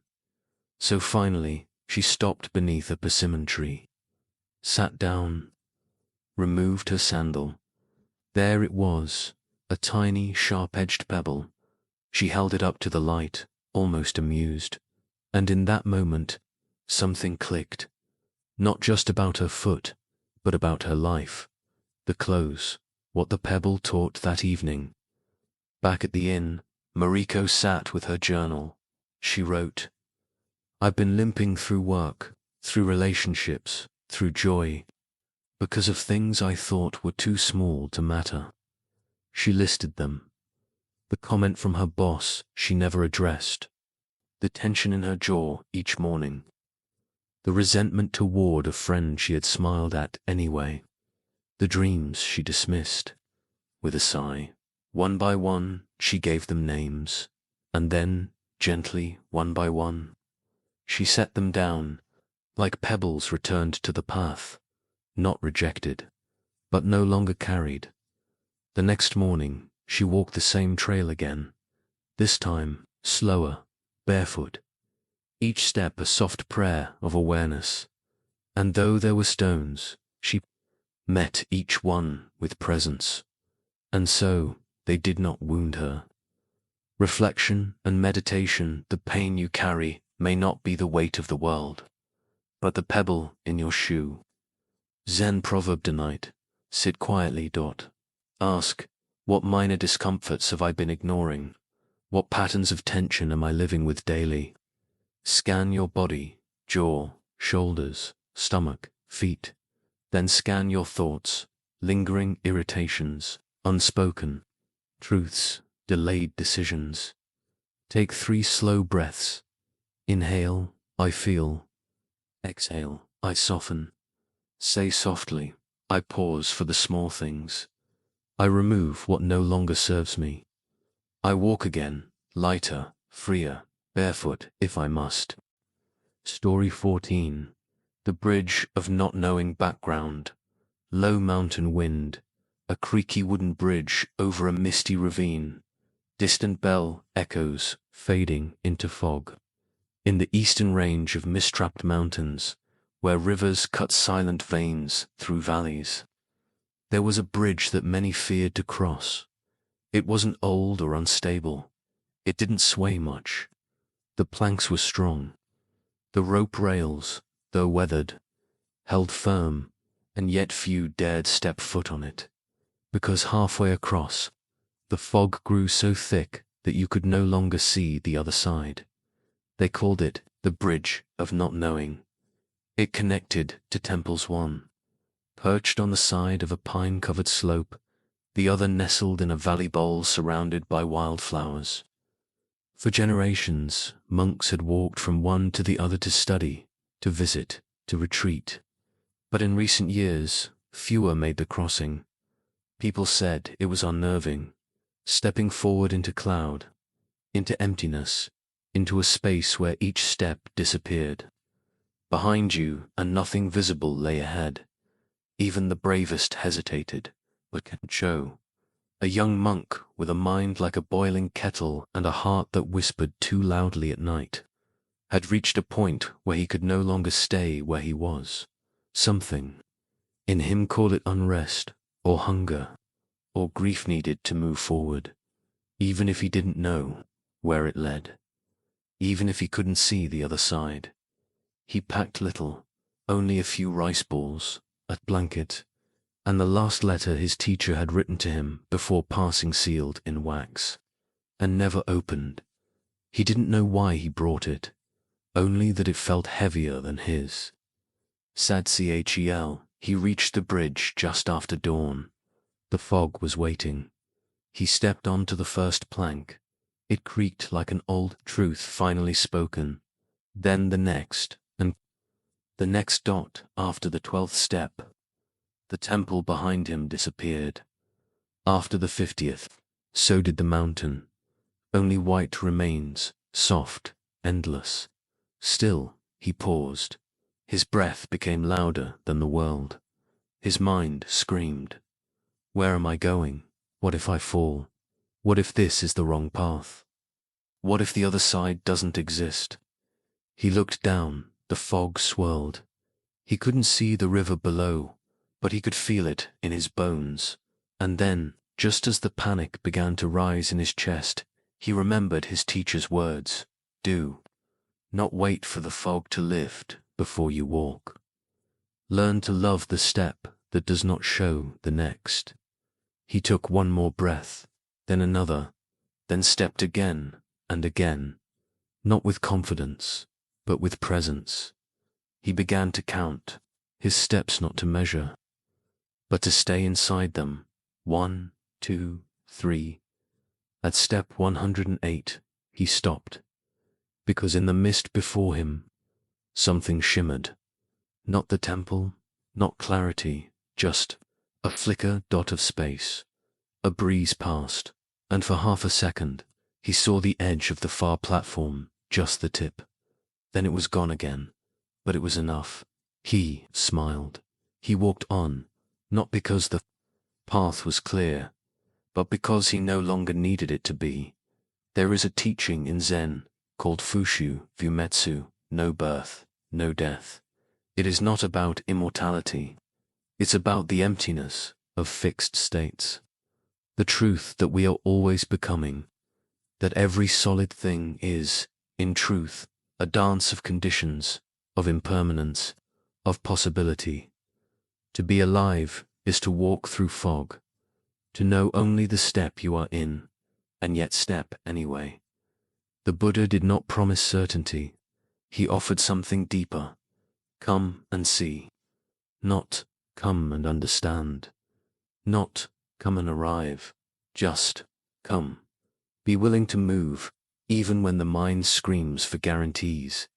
To say yes to a path, even when the destination disappears into cloud. In psychology, this is known as tolerating uncertainty. It is one of the most important markers of emotional resilience. Most anxiety arises from the refusal to not know. We crave control, predictability. We want to see 10 steps ahead before taking the first. But life doesn't work that way. The job, the relationship, the diagnosis, the dream, it unfolds as we move, not before. People like Kensho often freeze, not because they are weak, but because no one ever taught them how to trust the invisible. That's what the bridge offered, a place to meet the self beyond certainty. When Kensho finally reached the far platform, the mist thinned. Wildflowers dotted the path like stars scattered across dark cloth. He didn't run, he didn't cheer. He just stopped, turned around, and saw nothing. The bridge was already hidden again. He whispered, almost laughing, "So it never was the bridge. I crossed, but my own fear.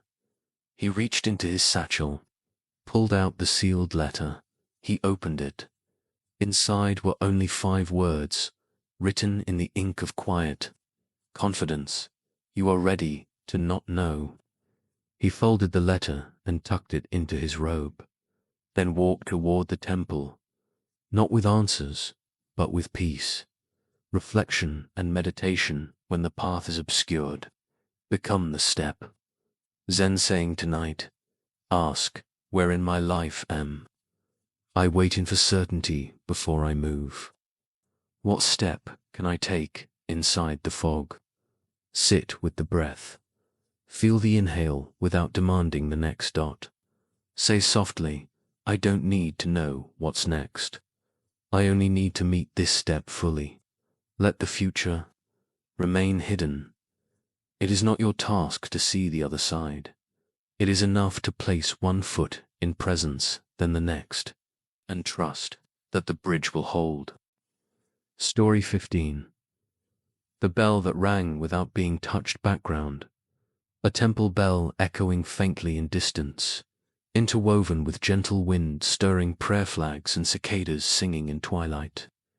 In a quiet mountain village where time moved like mist and roofs wore moss like wisdom, there stood a temple no one quite remembered building. It had no grand entrance, no carved dragons, no golden spires, just a wooden gate that creaked with the seasons. And beyond it, a single stone path that led to a courtyard. Overgrown with wildflowers, at its center stood a bell. Not a bell hung in a tower, not a bell with a rope, just a massive bronze shape, older than memory, resting on a circular stone base, engraved with lichen-covered characters. No one touched it, no one knew how. But sometimes, when the wind shifted, when a certain silence settled over the village, people would hear it, a low, resonant tone, not loud, not sharp, but deep, like the earth remembering something, a bell that rang without being touched. Children feared it at first. They said it echoed people's secrets, that if you had done wrong, the bell would know, that on certain nights it told not sound, but truth. But the old monks smiled. It rings not to warn, they said. It rings when someone in the village has acted with great compassion, without expecting anything in return.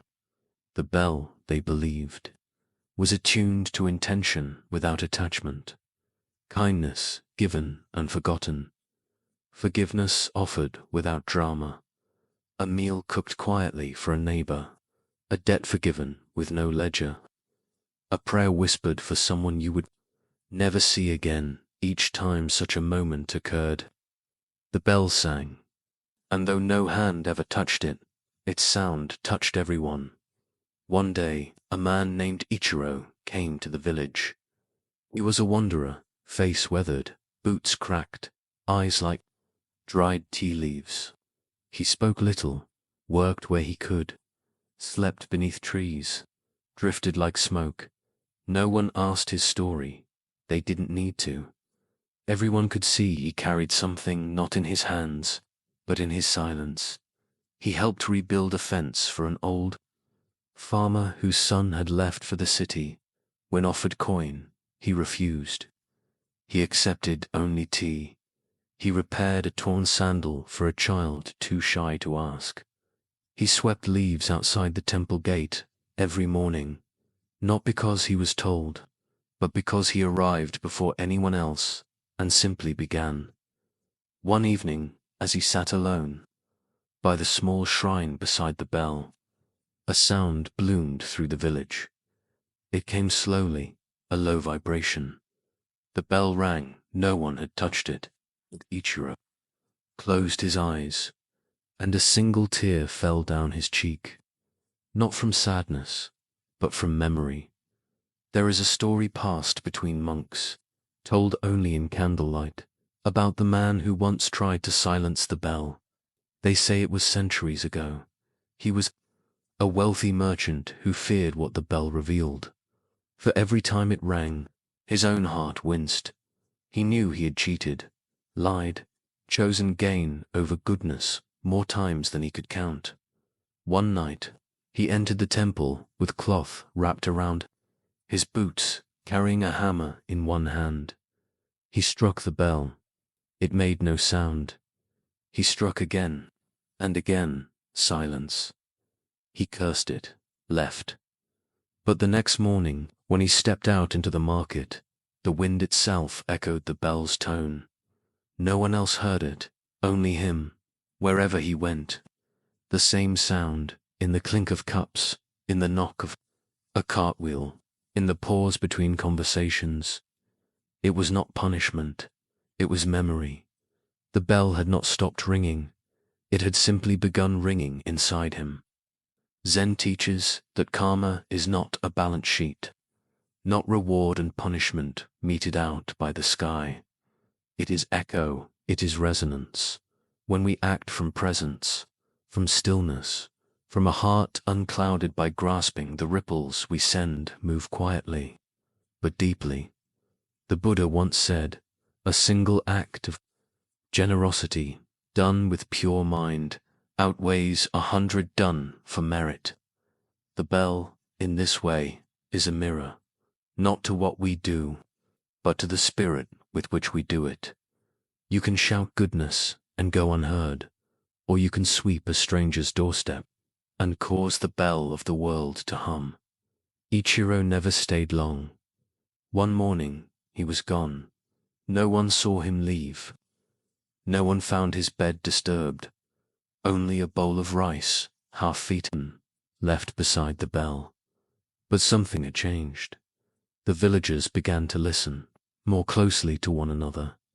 They began leaving rice balls on doorsteps, fixing sandals not their own, picking herbs and tucking them into strangers' windows. And sometimes, just as they finished, the bell would ring. No one looked for the source, because now they knew the bell did not need to be struck, it needed only to be answered. In Zen, there is a saying, when no one is looking and you still bow, that is when the bell rings. Compassion is not for display, it is a vibration, and just like a bell, the more stillness you bring to it, the farther the sound travels. You may never know who it reaches, but someone, somewhere, will feel it, and a bell, perhaps hidden in fog, or in their own chest, will quietly echo back. Reflection and meditation do not ask who rang the bell. Ask what in me is echoing with it. Tonight, sit with silence. Ask, when was the last time I gave without expecting thanks? What hidden generosity lives in me, waiting to ring? Take 3 deep breaths. Inhale, I offer. Exhale, I release. Let your next kind thought go unnoticed. Let your next good deed go unnamed, and trust that somewhere a bell will ring. Story 17. The candle that burned both ends background, a single flame flickering in still air, faint sound of wooden floor creaking, and distant wind pressing gently against old paper walls. There was once a nun who served in a mountain temple, where the winters came early and the snow lingered long after spring. Her name was Essay. She was known not for her sermons, nor her lineage, nor any brilliant insight, but for her hands, hands that woke before the sun to stoke the fire for the elders, hands that sewed torn robes, that comforted the sick, that swept the paths, prepared the tea, filled the lamps, sat by the dying folded prayer slips by the hundreds. She gave without noise, gave without pride. They called her the warm light of the temple, and no one ever asked how she burned. At first, it was gentle, just a weariness that crept into her limbs, earlier than it used to, a tremble in her fingers when pouring tea, a breath caught too long during morning bows. She brushed it off, told herself it was age, or humility, or the natural fatigue of service. But inside, in the quiet she never spoke aloud, she felt it, a thinning, a dimming, as if her soul were a candle lit at both ends, beautiful in its glow, generous in its light, but melting too quickly, and no one noticed, because she still smiled, still showed, up, still gave, even as her inner wick shortened, and the wax pooled quietly beneath her ribs. One night, when the snow had piled high against the doorways and the temple halls echoed with the stillness of deep winter, she woke from sleep with a pain in her chest, not sharp, not medical, but ancient. She rose slowly, wrapped herself in her thickest robe, and walked to the main hall. There, the altar glowed. With a single candle, she knelt before it and whispered, "Am I only worth what I give?" The flame flickered, as if startled by the question. Tears came, not like a flood, but like rain that's waited all season to fall. They fell for all the years she had kept going when she wanted to rest. For the moments she said, "I'm fine," when she wasn't. For the times she had pushed her own hunger, grief, or silence into the corner, because someone else had allowed a need, and still she had no regret. Only the ache of never asking if it was enough. There is a teaching in Zen, not often spoken in formal halls but passed quietly between weary practitioners. When you light a lamp for the world, leave one wick for yourself, not out of selfishness, but out of balance. The Buddha himself, even amid his great compassion, took retreats, sat alone beneath trees, drank water in silence, slept. Service is not measured by how much you break, it is revealed by how you endure, without vanishing in Zen. The middle path is not just between indulgence and denial, but between self-sacrifice and self-neglect. Too often, those who love deeply forget they are also a part of the world they vow to care for. Sai stayed. Before the candle long into the night, at some point, another figure entered the hall. It was Ima, the youngest novice, barely 20, shy, awkward, deeply observant. She didn't speak, just knelt beside, Sai and lit another candle, then another, until a ring of soft flames surrounded the altar. Not bright, not loud, but enough. Sai turned to her, surprised Ima, whispered, "I've seen you burning, teacher, and I thought, maybe it's time we share the flame." For the first time in many seasons, Sei felt held, not by arms, but by awareness, by the quiet returning of a truth she had given to others, but not herself, that she too deserved warmth, that her own light mattered. That rest was not betrayal, but rebirth. The next day, Sa did not rise first. She did not prepare the fire. She stayed in bed until the bell rang 3 times, and when she walked out into the frost-touched air, someone else had swept the path. She wept, not from weakness, but from the strange strength it took to let others care for her. She would still serve, still love, still offer, but not from depletion, from wholeness, from the kind of light that doesn't fear being extinguished, because it is now shared. There's a practice in Buddhist psychology called self-compassion. It's not indulgence, it's a direct response to the inner critic, the voice that says, "Not enough, keep going, don't stop." It reminds us that we are worthy of care, not after the work is done, but as we are tired, imperfect, in need. People like Sae, the caregivers, the silent shoulders, the ones who always have it together, often become invisible in their own giving. But Zen bows to them and says, "Let someone light your lamp now. Let the candle rest. Let your breath return to you. Years later, Sai grew old, and when she passed, it was in the early spring before dawn, with the sound of birds returning after winter. Her room was quiet, but outside her window, in the temple courtyard, dozens of candles had been lit by novices and monks and villagers alike. They did not weep loudly. They did not chant. They simply sat, each with a flame in front of them, letting it glow, letting it warm, letting it be enough. Reflection and meditation, you are not required to set yourself on fire to keep others warm. Zen wisdom tonight. Pause. Ask, where am I burning too fast? What parts of me have I forgotten to care for? Take one candle, real or imagined. Place it in your heart. Say softly, may I serve without vanishing. May I give without forgetting. May I rest without guilt. Let the flame glow, not at both ends, but in balance. You are not just the giver of light. You are also the one who needs its warmth. Story 18. The garden that bloomed in silence background.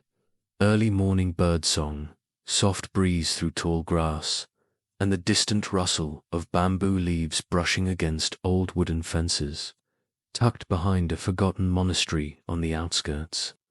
Of the northern forest, there was a garden no one tended. It had no manicured paths, no sculpted trees, no stones placed in geometric intention to most. It looked wild, a patch of soil taken over by weeds, moss, and creeping vines. The monks walked past it daily, offering brief glances but never stopping. Their focus was on the formal Zen garden near the temple gate, white gravel raked into perfect ripples, each rock placed to reflect the cosmos. But to Ray, a quiet novice who spoke with the patience of water dripping from a bamboo pipe, the hidden garden called out in a language deeper than design. She had arrived at the monastery after loss, not a loud, dramatic loss, but the kind that rearranged the silence inside a person.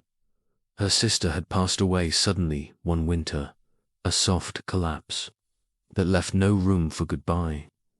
Since then, Ray had moved through the world as if wrapped in snow, muffled, slow, unsure if she was living or merely lingering. The other monks praised her stillness, but none understood that it was not peace, it was numbness. One morning, while carrying buckets toward the main kitchen, Ray passed the untended plot and noticed something odd. A single violet, blooming quietly from a cracked corner between two stones. No one had planted it. No one had watered it. And yet, it bloomed. She paused. For the first time in many months, something moved inside her chest. She didn't speak of it, didn't return with tools or intentions, but the next day she passed by again. Another bloom, then another, and so began a ritual, not of gardening, but of witnessing.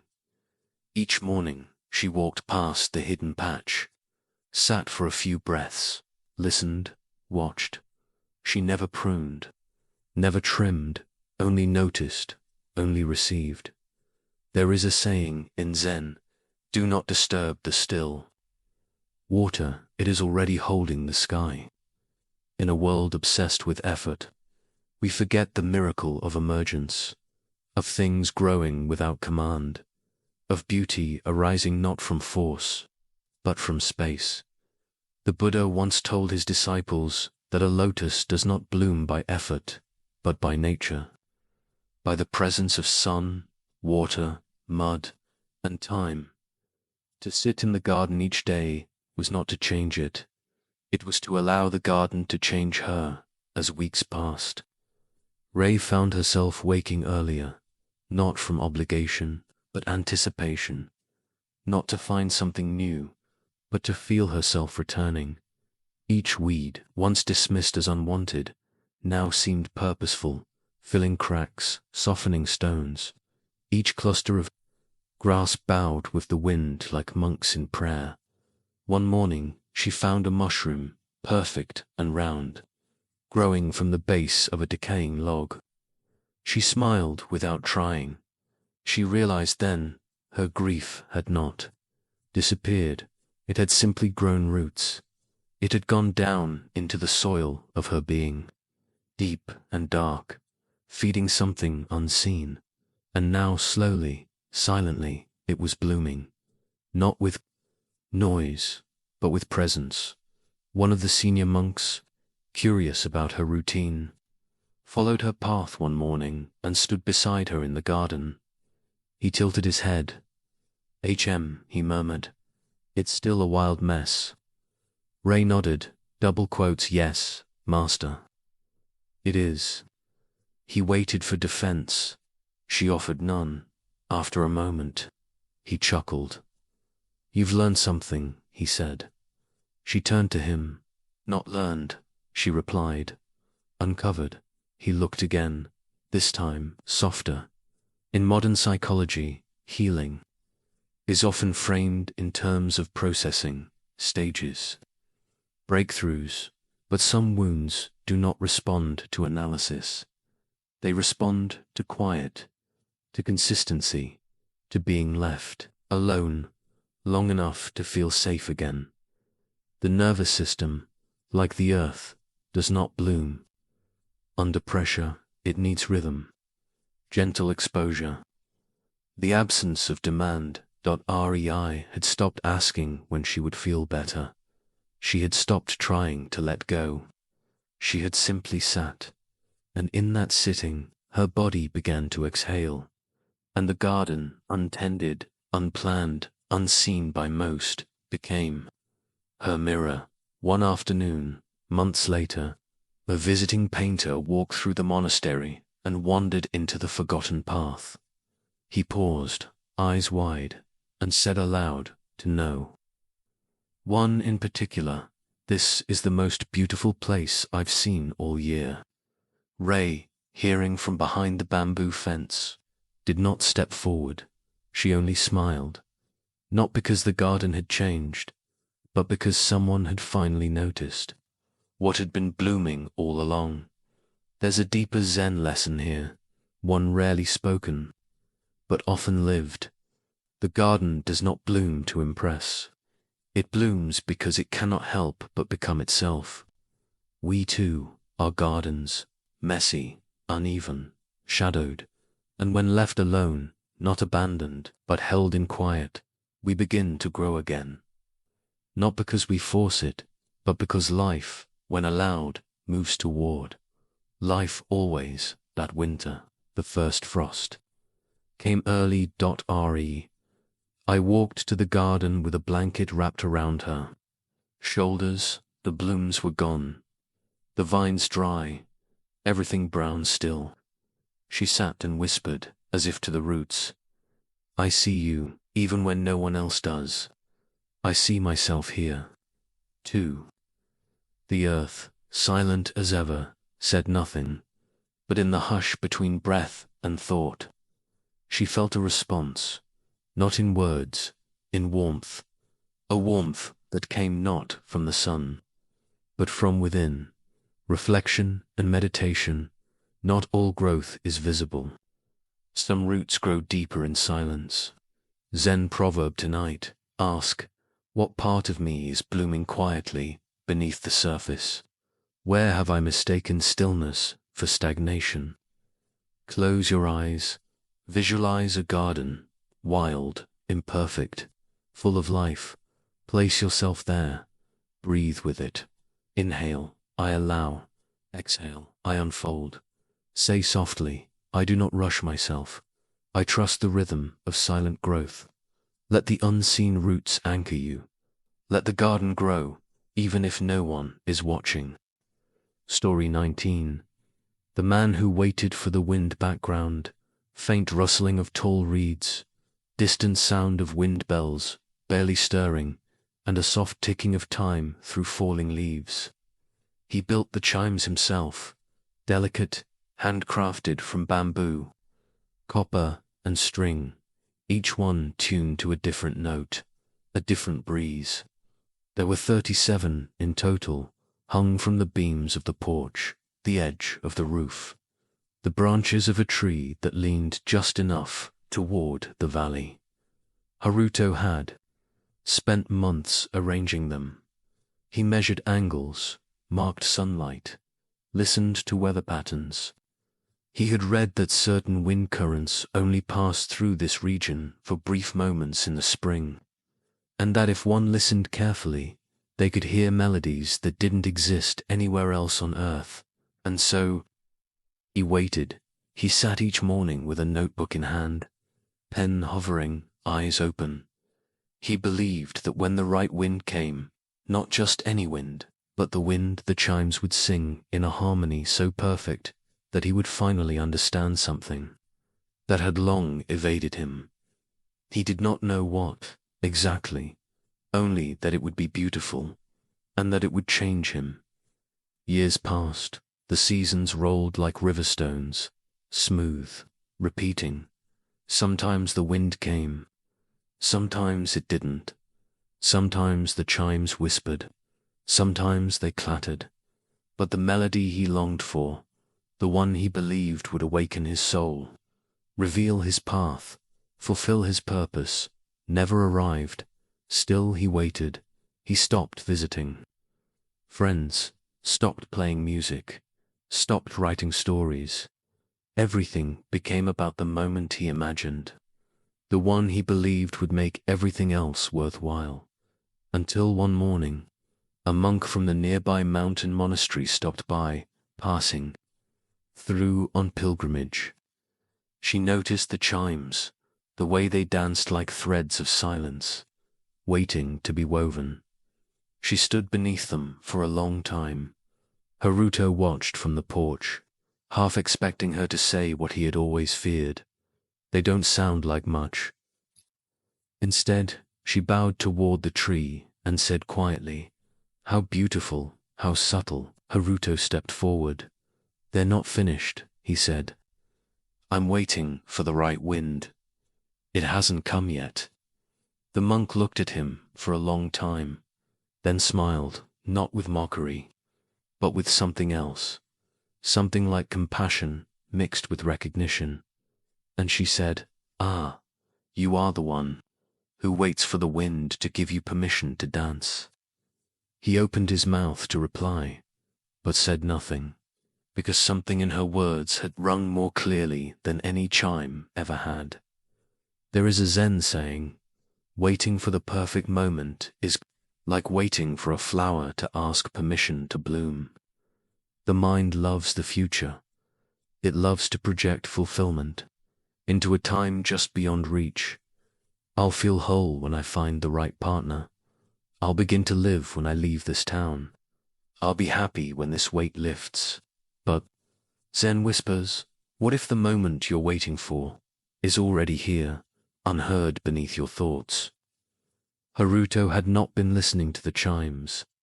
He had been listening to his own expectations of what they should sound like, and so he missed everything they had already said. After the monk left, Haruto sat in stillness. No pen, no plan, only breath, and slowly, for the first time in years, he heard something else, the space between the chimes, the rustle of his own breath, the heartbeat of a bird landing on a railing, the way the light moved across the ground, silent as a cat's. Footfall, he cried, not from regret, but from recognition. He had not failed. He had simply forgotten that life does not wait to be beautiful. It already is, in psychology. This tendency to defer joy, to delay fulfillment until external conditions align, is known as destination addiction.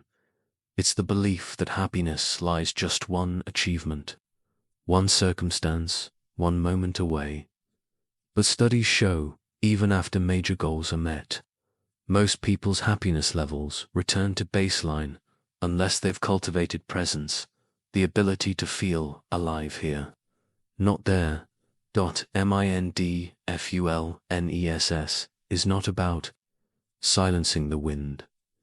It's about hearing it as it is, even when it's soft, even when it carries no song. The next day, Haruto did something he hadn't done in years. He took down one of the chimes, the very first he had built. He didn't dismantle it. He simply held it, felt the curve of the bamboo, the knots in the twine, the fingerprint still faint on the copper. Then, instead of rearranging it, he played it with his hand. He struck it softly, like a child learning how sound travels, and it rang, not with prophecy, not with magic, but with simplicity. It was enough.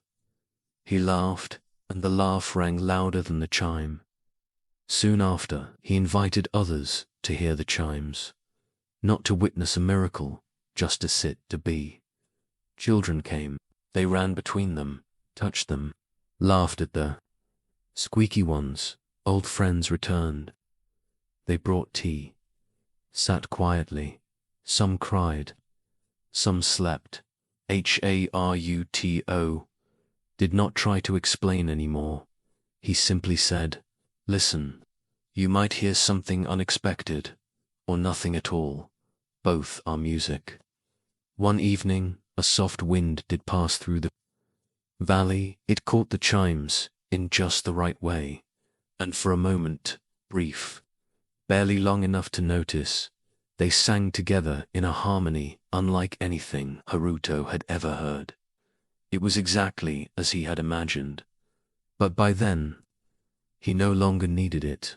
He smiled, not because the moment had come, but because he had stopped needing moments to save him. He had already arrived. Reflection and meditation. The wind does not need to be perfect for the chime to sing. Zen. Proverb tonight. Ask yourself, what have I been postponing joy for? What music am I missing while I wait for the perfect breeze? Sit in silence. Listen, not for a sound, but for yourself. Breathe in. This moment is enough. Breathe out. I am already here. Say softly, I no longer wait for the wind. I become the music. Story 20. The temple in the rain background. Steady rainfall on wooden eaves. Soft splashing of water from stone gutters, and the distant resonance of a temple bell muffled by mist.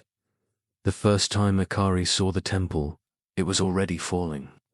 Apart it stood, at the edge of a forest trail few walked anymore, where moss grew on crumbling steps and the roof tiles sagged. Under decades of quiet, she hadn't meant to find it. She had left the city on a bus with no clear destination, carrying nothing but a satchel of notebooks and a fatigue that reached into her bones, the kind that sleep couldn't touch. It had been a year of endings, a relationship she thought would last, a job she gave too much to, a friendship that faded without goodbye. Everything had unraveled, not in flames, but in slow forgetting. So when the rain began that afternoon, and the forest trail forked, she turned toward the lesser path, toward the sound of something, still standing. The temple had no gate, no priest, only silence, and the sound of water falling softly around it, like a blanket being laid over grief. Akari stepped onto the veranda, the wood side beneath her. She didn't pray, didn't speak, she just sat and listened. She returned the next day, and the next. It became a ritual. Hike through wet leaves, climb the steps, sit beneath the leaking eaves, and do nothing. She didn't call it meditation, didn't bring incense, only herself, and the ache that no longer fit in words. The rain always came, not downpour, not drizzle, just a steady rhythm that softened thought, quieted expectation. The temple, though worn, held its shape, and she, though bruised, began to feel held, not fixed, not cleansed, just allowed. There is an old Zen story about a monk who, during a violent storm, sought shelter in an abandoned temple. The roof leaked, the wind howled through the doors. The altar was cracked. He cursed the gods, but an elder who had arrived moments later said, "This temple does not protect you from the rain. It teaches you how to listen to it." And the monk, hearing those words, sat down and wept, not because the rain stopped, but because he finally stopped running from it. Modern psychology calls this emotional shelter, not the erasure of pain, but the presence that allows pain to exist without shame. We're taught to fix, to solve, to overcome. But sometimes what we need most is not advice, but a place to feel, a space that doesn't demand healing before it welcomes us. That's what the temple became for Akari, not an answer, but a shelter. Weeks passed. One morning, Akari arrived early. The sky was bright. For once, no rain. She hesitated. Somehow, the place felt different, like it belonged to a season she was no longer in. Still, she climbed the steps, sat beneath the crooked beams, and waited. She expected silence, but a voice greeted her, soft, low, surprised. "I didn't think anyone else knew this place." She turned. An elderly man stood near the side gate, wearing a weathered robe and carrying a basket of tools. He bowed. She returned it. They didn't speak much after that, but over the next few days he appeared again, sweeping leaves, repairing hinges, placing a small offering on the broken altar. One morning Akari asked, "Why this temple? Why care for something so forgotten?" The man smiled. "Because it held me once, too. Long ago, when I had nothing left, I sat where you're sitting, and it didn't ask me to be better. It just let me be." She nodded. Birds would only get in the way. Rain returned the following week. She and the old man sat in silence, under the eaves. The temple leaked in 3 places now, but neither moved to fix it. They simply watched the water trace patterns on the stone. After a while, Akari whispered, "It doesn't hurt the same way anymore." The old man replied, "Because now the rain falls inside you, too, and you're no longer trying to run from it." In Zen, non-resistance is not passivity. It is the courageous act of sitting with what is without adding or subtracting. The temple in the rain is a metaphor for the inner refuge we forget we have, a place within that can hold sorrow, confusion, memory, and uncertainty, without needing them to disappear. The Buddha never promised a life without rain. He offered the path to sit beneath it, awake to hear it fall without drowning, to let it teach us that impermanence is not cruelty, it's continuity, it's the way things move, and how we heal. When Akari left the village a month later, she did not say goodbye to the temple, not because it wasn't sacred, but because it no longer felt separate from her. She carried it, not in memory, in practice. She learned to pause when it rained, to let herself stop, feel, breathe, to trust that she didn't need to be rebuilt before she was worth sitting with, that she too could be a temple in the rain cracked, quiet holding dot, and that was enough. Reflection and meditation let the rain fall. It does not mean you are broken. It means the world is alive. Zen wisdom tonight. Listen, turn off the noise. Let the silence return, even if it is filled with ache. Ask, what pain have I been trying to outrun? What would happen if I simply sat with it? Close your eyes. Imagine a small temple, weathered, empty, still.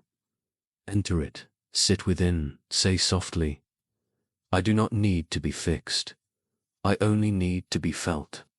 I am shelter enough for myself. Let the rain fall. Let it wash, not erase.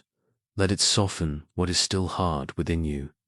You are not broken by what you carry. You are strengthened by your willingness to stay present with it. Story 21.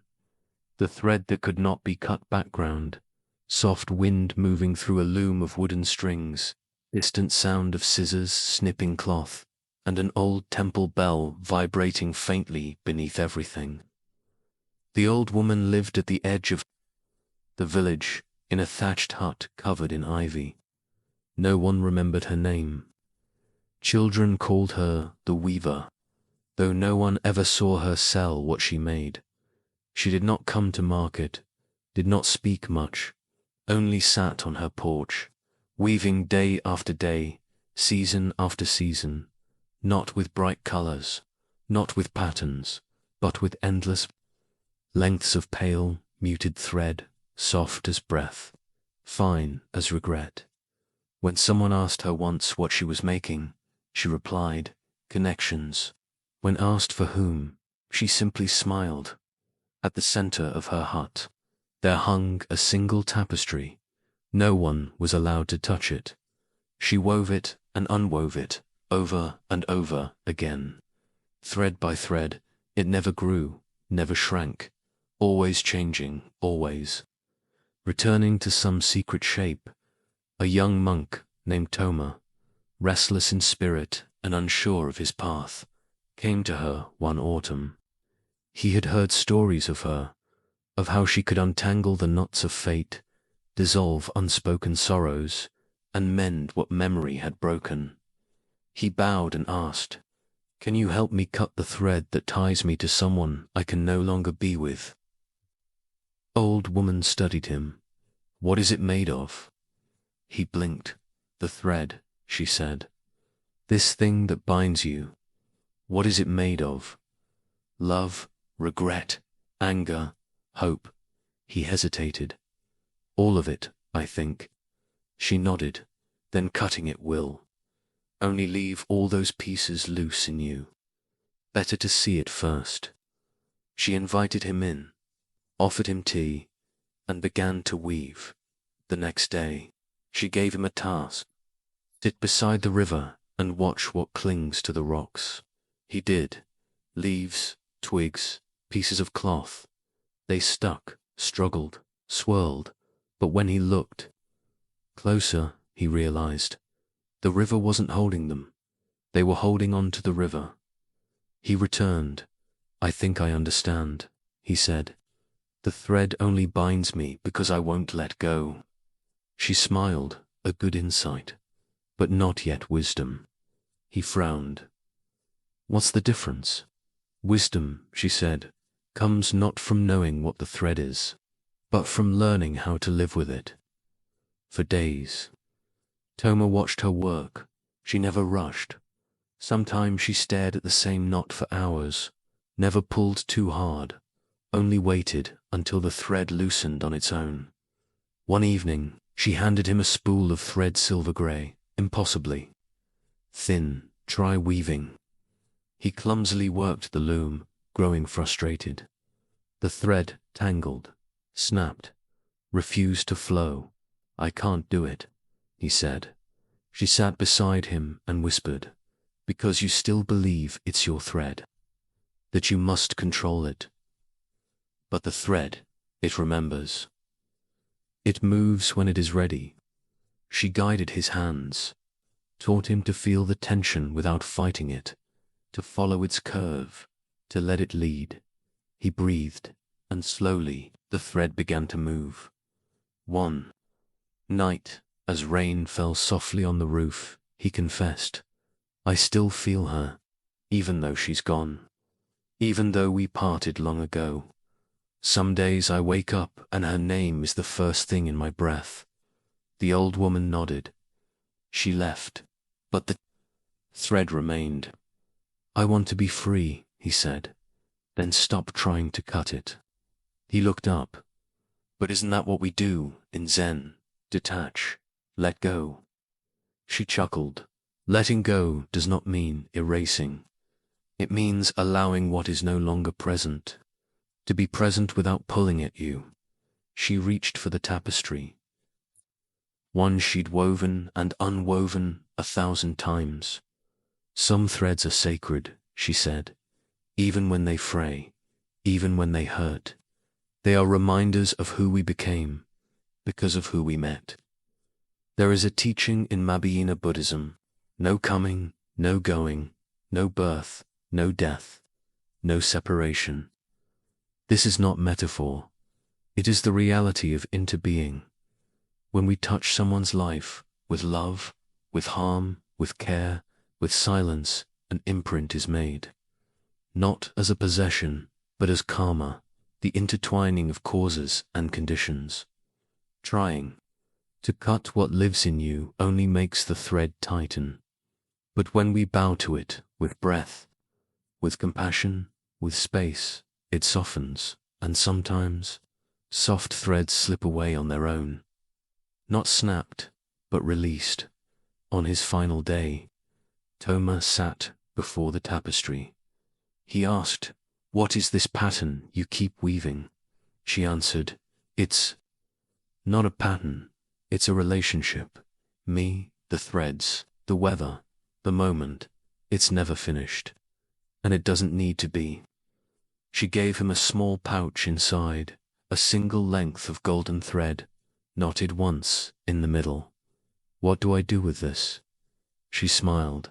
"Carry it, not to bind you, but to remind you not every knot is a trap. Some are just places you paused long enough to feel." He bowed deeply, walked down the path as leaves fell. He did not feel free. He felt woven into something vast, unfinished, soft, and for once, that was enough. Reflection and meditation, the thread that cannot be cut. Is the thread you? No longer fear. Zen proverb tonight. Reflect. What invisible threads am I still tugging on? Where have I tried to cut something that wanted to be seen, not severed? Place a hand on your heart. Breathe in. I feel the thread. Breathe out. I do not resist it. Say gently, I am not caught. I am connected, and I allow this knot to soften. Let what remains remain. Let it teach you, not to hold on, but to honor what once was, as part of what you now are. Story 22. The smile of the sleeping child background. Deep night wind brushing against thin paper doors, gentle breath of a baby sleeping, and soft distant flute like a lullaby without words. The child did not speak. At least, not yet. He was just under 2 years old, small hands like folded petals, eyes that reflected more sky than fear, and a breath so even it could lull a restless heart back into stillness. His name was Now, and when he slept, he sometimes smiled, not wide, not dramatic, just a soft curve at the corners of his lips, like a secret only he remembered. The old monk who watched him each evening, Soren, long retired from formal teaching, now tending the outer gardens of the temple, began to notice it more and more. The smile came most often in deep night, after the 4th bell, after the chores were done, after the world had gone quiet. Soren would pass by the nursery window on his way back from emptying the compost bucket. Glance in, and there it would be, a stillness so full it shimmered. At first, Soren dismissed it. Infant reflex, he murmured. But something inside him stirred each time he saw it. Something he had forgotten how to name. The temple had become very still since his knees gave out. Since he stopped sitting with the others in zazen, since the new generation of monks took over chanting duties, he was the one who trimmed moss now, collected fallen fruit, folded robes, useful, invisible, until the child came. Now had been left at the temple gate one rain-soaked morning. No note, just a blanket, a small bottle and a wooden prayer bead clutched in his hand. No one claimed him. The abbot took him in. No one asked why. Zen temples had taken in orphans for centuries, as they took in stray dogs, broken statues, and wandering seekers who forgot how to ask for help now grew. Slowly, quietly, between the rhythm of bells and the scent of sandalwood. He was healthy, gentle. He rarely cried, but it was his sleep that spoke. Loudest, and Soren began to listen. One night, unable to sleep, Soren sat outside Now's door and watched through the open screen. The moon was high. Shadows drifted like forgotten questions. Inside, the child stirred. A soft shift, then stillness, then the smile, and something in Soren cracked. Open, he saw, in that smile, a memory of a memory, the moment before thought, before self, before doubt. Pure being, no ambition, no wound. Just the quiet miracle of existence, without defense, he whispered. To no one, when did I stop trusting? Life like that? There is a story, old and barely recorded, about a Zen master who once said, the true face of Buddha is not carved from stone, but found in the breath of a sleeping child. He meant that awakening is not an achievement, it is a return, falling back into the original softness, not naive, not weak, but completely free of grasping to sleep and smile, without reason, without aim, is to remember what most of us have forgotten, that we were once whole before we knew our names. Soren began making it a ritual. He never entered, never disturbed, but each night, after his quiet tasks, he would pause outside the nursery, rest. A hand on the wooden beam, and wait not for long, just long enough to see that smile, or the space where it might have been, and each time, something in him softened. His hand stopped curling so tightly. His breath dropped. Deeper into his belly, he began to dream again. Not grand dreams, just the kind that come as images. Water, trees, a bell swinging slowly. He did not tell anyone, but the other monks noticed his gait loosened. His silences became kinder. He hummed more often. One afternoon, the abbot sat beside Soren beneath the plum tree and asked gently, "Do you miss teaching?" Soren thought for a long time, then replied, "No, I've found the best teacher in the temple now. He's two, and mostly asleep." The abbot smiled, eyes wrinkling. "Ah, then perhaps the lesson is working." Soren looked puzzled. The abbot continued, "You needed to be reminded that peace is not an outcome. It's a frequency. And that child, he's tuned to it. Modern psychology speaks of co-regulation, the nervous system's ability to sync with another through presence. When a calm parent holds a crying child, their body slowly teaches the child safety. But what we rarely acknowledge is the reverse. How? A child's innocence, rhythm, and breath can calm a fractured adult, not through words, but through simply being. Now didn't know what healing meant. He didn't know who Soren was, but every smile, every breath, every moment of soft, untouched stillness was a transmission. One rainy night, Now fell ill. A fever took him suddenly. High, persistent. Monks gathered in shifts. The abbot whispered sutras. Others prepared herbs. Still others sat vigil, quietly chanting beneath their breath. Soren did. Not sleep. He sat outside the room for hours, praying, though he didn't know to whom. Not to a god, not to Buddha, just to the wind, to the fabric of things, to whatever had given that child the smile he had come to rely on at dawn. The fever broke. now turned his head in sleep and smiled. Soren wept, not just from relief, but because he had remembered something ancient, that love does not need to be loud. It needs only to be near. Now grew older, began to walk, speak, laugh. The smile came less often in sleep, but more in waking. One day he looked up at Soren, who was trimming a bonsai, and asked innocently, "Why do you always look at me like you're dreaming?" Soren paused, then smiled.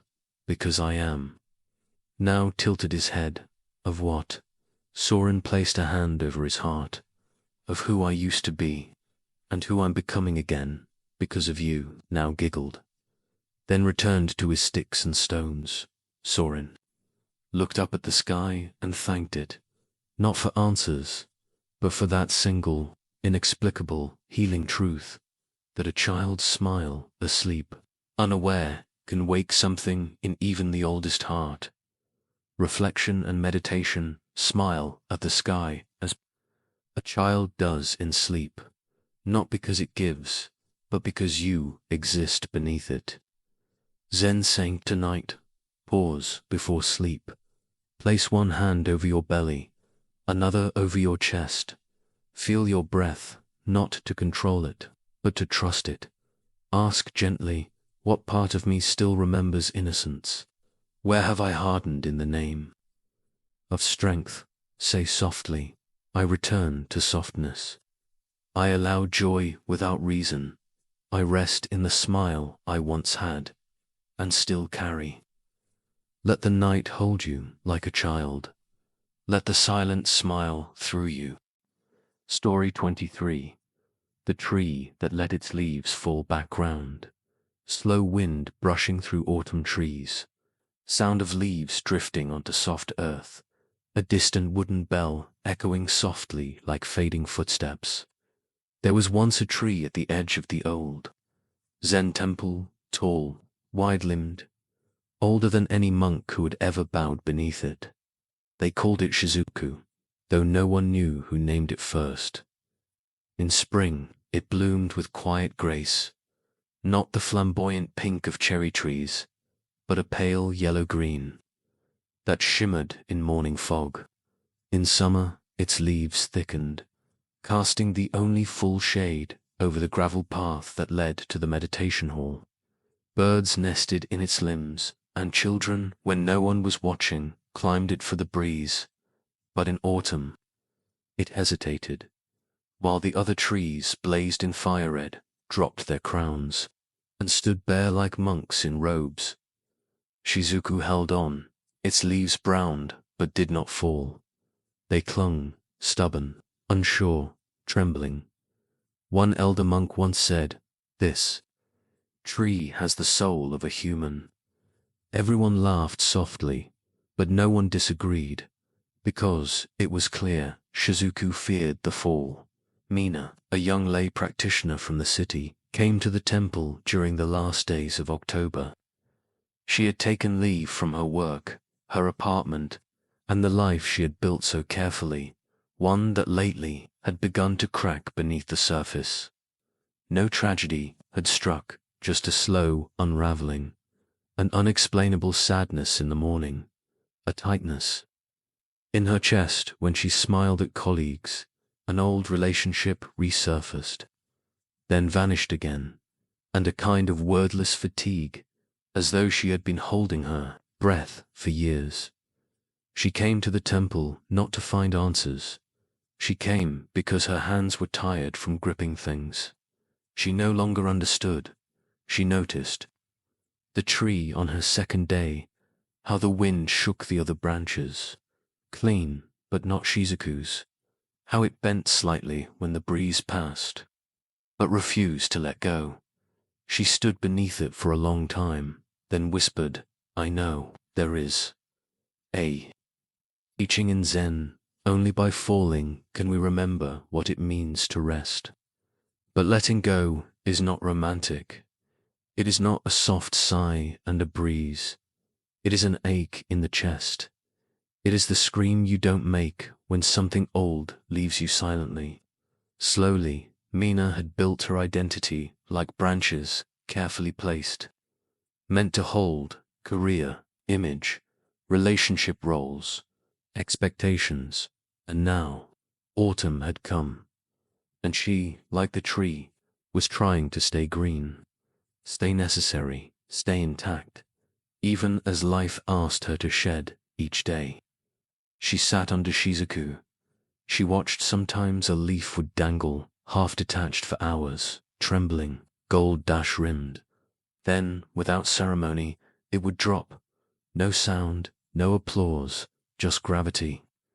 Just grace, she cried once.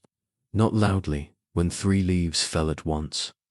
Something about their descent, quiet, willing, broke a dam in her that had been waiting to burst. She whispered, "Teach me how." One morning, a novice monk named Yuto approached her.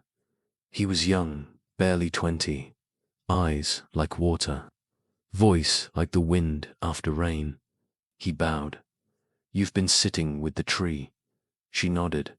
"I'm trying to learn how to let go." Uto sat beside her, said nothing for a while, then spoke. "People think letting go is the final act. But really, it's the moment before something new begins." She turned to him. "I'm afraid if I let go, I won't be anyone anymore." He smiled gently. "Then perhaps it is time to meet the one who exists beneath everything you thought you had to be." That evening, a storm arrived. Not harsh, but steady.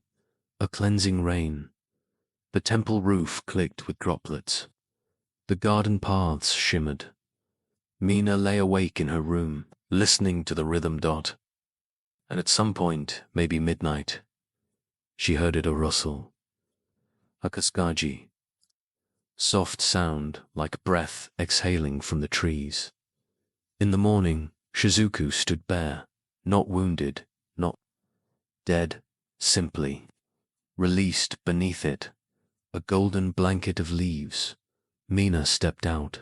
Barefoot, she stood under the tree, eyes closed, and let her own grief fall, not in drama, but in truth. A name she hadn't spoken, a dream she had outgrown, a hope that had hardened into ache. She didn't banish them, she just whispered, "Thank you for staying. Now it's time to go." In Buddhism, there is anat, the teaching of non-self. Not that we do not exist, but that the self we cling to is not fixed. It's seasonal. We are not the leaf. We are the tree that sheds, again and again, and lives. Mina left the temple a week later, not changed in some dramatic way, but lighter, not because she had figured things out, but because she no longer needed to. She began to trust the fall. She began to love the earth that caught her years. Past Shizuku remained every autumn, the last to let go, but it always did, and each time, someone would be there, sitting beneath it, hands full of what they could no longer carry, and when the leaves dropped, one by one, something would shift in them, too, because falling is not failure. It is return to the ground, to the truth, to the quiet inside us all. Reflection and meditation, the leaf does not resist the fall. It trusts the wind. It trusts the ground. Zen proverb tonight: sit in silence. Ask, what have I held on to too long? What is ready to fall, not in loss, but in grace? Close your eyes. Visualize a single leaf, golden, trembling. Let it go. Follow its path, down dot, to rest, to stillness, to self. Say softly, I am the tree. I let my seasons pass through me. I am bare. I am enough. Story 24. The cloud that refused to rain background. High mountain breeze weaving through sky. Faint thunder beyond horizon. and the slow build of pressure like a heart holding back once. Above a range of green hills and silver lakes, there drifted a cloud who had never rained. She was not young. She had traveled the winds for seasons uncounted, passed over fields and forests, cities and ruins. She had watched things grow, watched them die, and still she held her water. She had gathered it long ago, moisture from the ocean, breath from the rivers, mist from the backs of birds. But each time the pressure built, each time the sky darkened. Just enough, and her belly grew heavy with the ache of release. She stopped, tightened, withdrew, because she was afraid. She did not know what would happen if she let go. Would she disappear? Would she be less cloud, less sky? Would she fall too hard, hurt something below? Would the world forget her once she poured? And so she stayed, full, heavy, dry. Below her, on one of the hills, lived a man named Renji, who worked in silence. He tilled the dry earth each morning, planted things no one believed would grow, and watched the sky not with impatience, but with a kind of gentle longing. He had lost his partner the year before. A sudden illness, no time for goodbye since then. He had thrown himself into the soil, the cycles, the rhythm of things beyond. His control, he knew the cloud, not by name, not by thought, but in his bones. Each morning he looked up and whispered, "Whenever you're ready." He wasn't pleading, he was inviting, because he, too, had learned what it meant to hold too much for too long. One night, the wind shifted. The cloud felt it. A soft tug behind her, a sigh through her. Center, it wasn't forceful. It didn't demand. It simply asked, "Are you tired yet?" And she was. More than she had ever admitted. Her edges trembled, a droplet formed. She panicked, pulled it back. But another followed, and another. They weren't tears, they were truths, held too long, and now aching to fall. There is a Zen teaching. A cloud is not less itself when it rains. It is more the sky. Expression is not loss. It is becoming. The cloud had confused containment with identity, believed that if she held it all, she was stronger. But true strength is not in holding it, is in offering. Below, Renji had stayed up late, not working, not reading, just sitting by the open window. Breathing, he didn't know why, only that something in the air felt honest, like something long withheld, might finally be spoken. And then it happened. First drop small, soft, soft, followed by another, and another. No lightning, no drama, just a slow, steady surrender. The cloud above felt herself unraveling, not into chaos, but into belonging, into gravity, into grace. She reigned. The fields drank, the trees reached, the soil cracked open like a heart that had finally found permission to feel. Renji stepped outside, tilted his head back, and let the water touch him. He did not weep. He simply stood and whispered, "Thank you."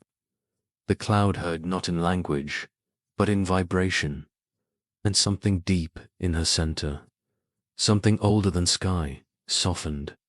She did not disappear. She changed, became lighter, wider, free, free, free.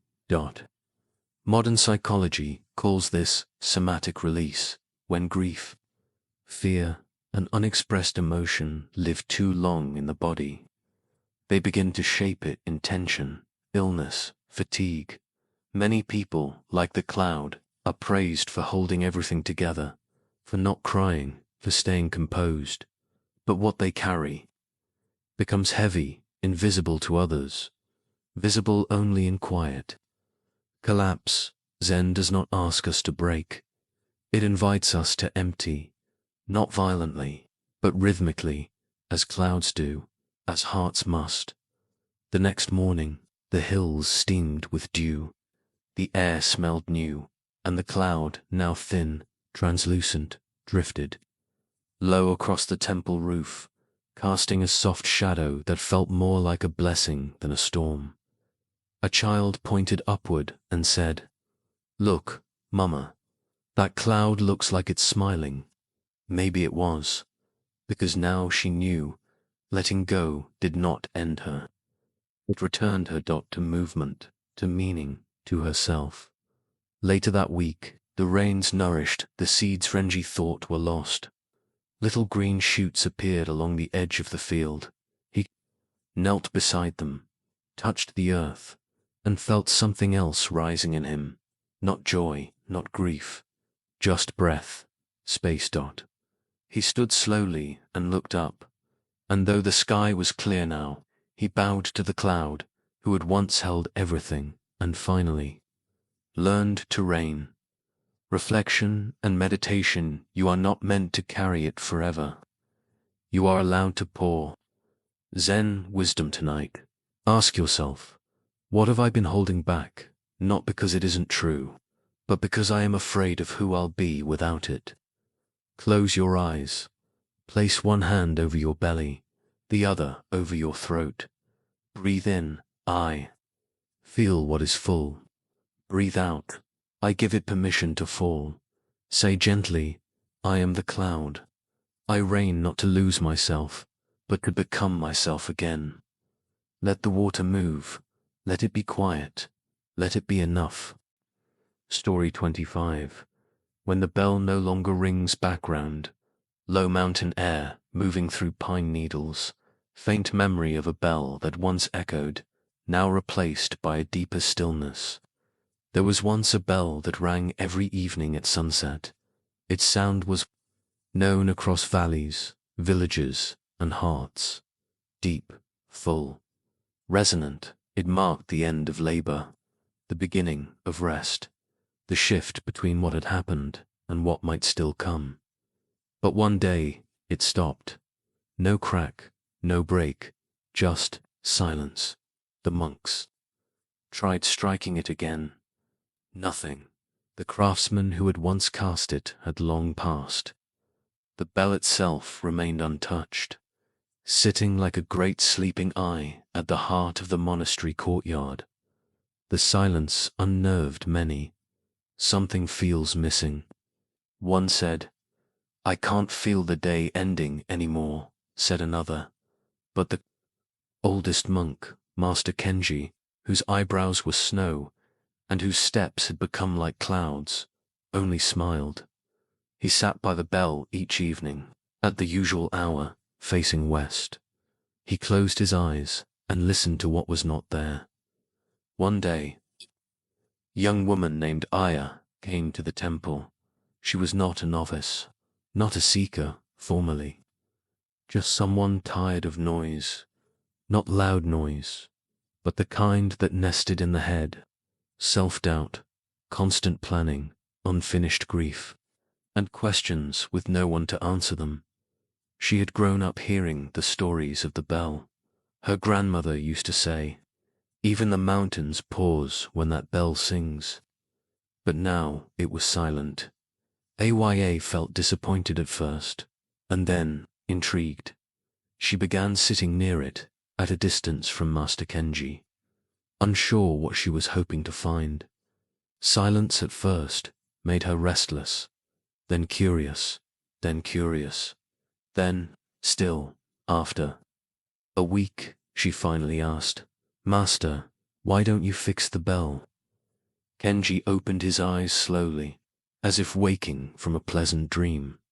He smiled, because it was never the bell that ended the day. She frowned, but the sound was a reminder, he interrupted. Not a cause. She looked down. But it helped. I feel lost without it. He nodded, double quotes. And now you are learning how to listen without help.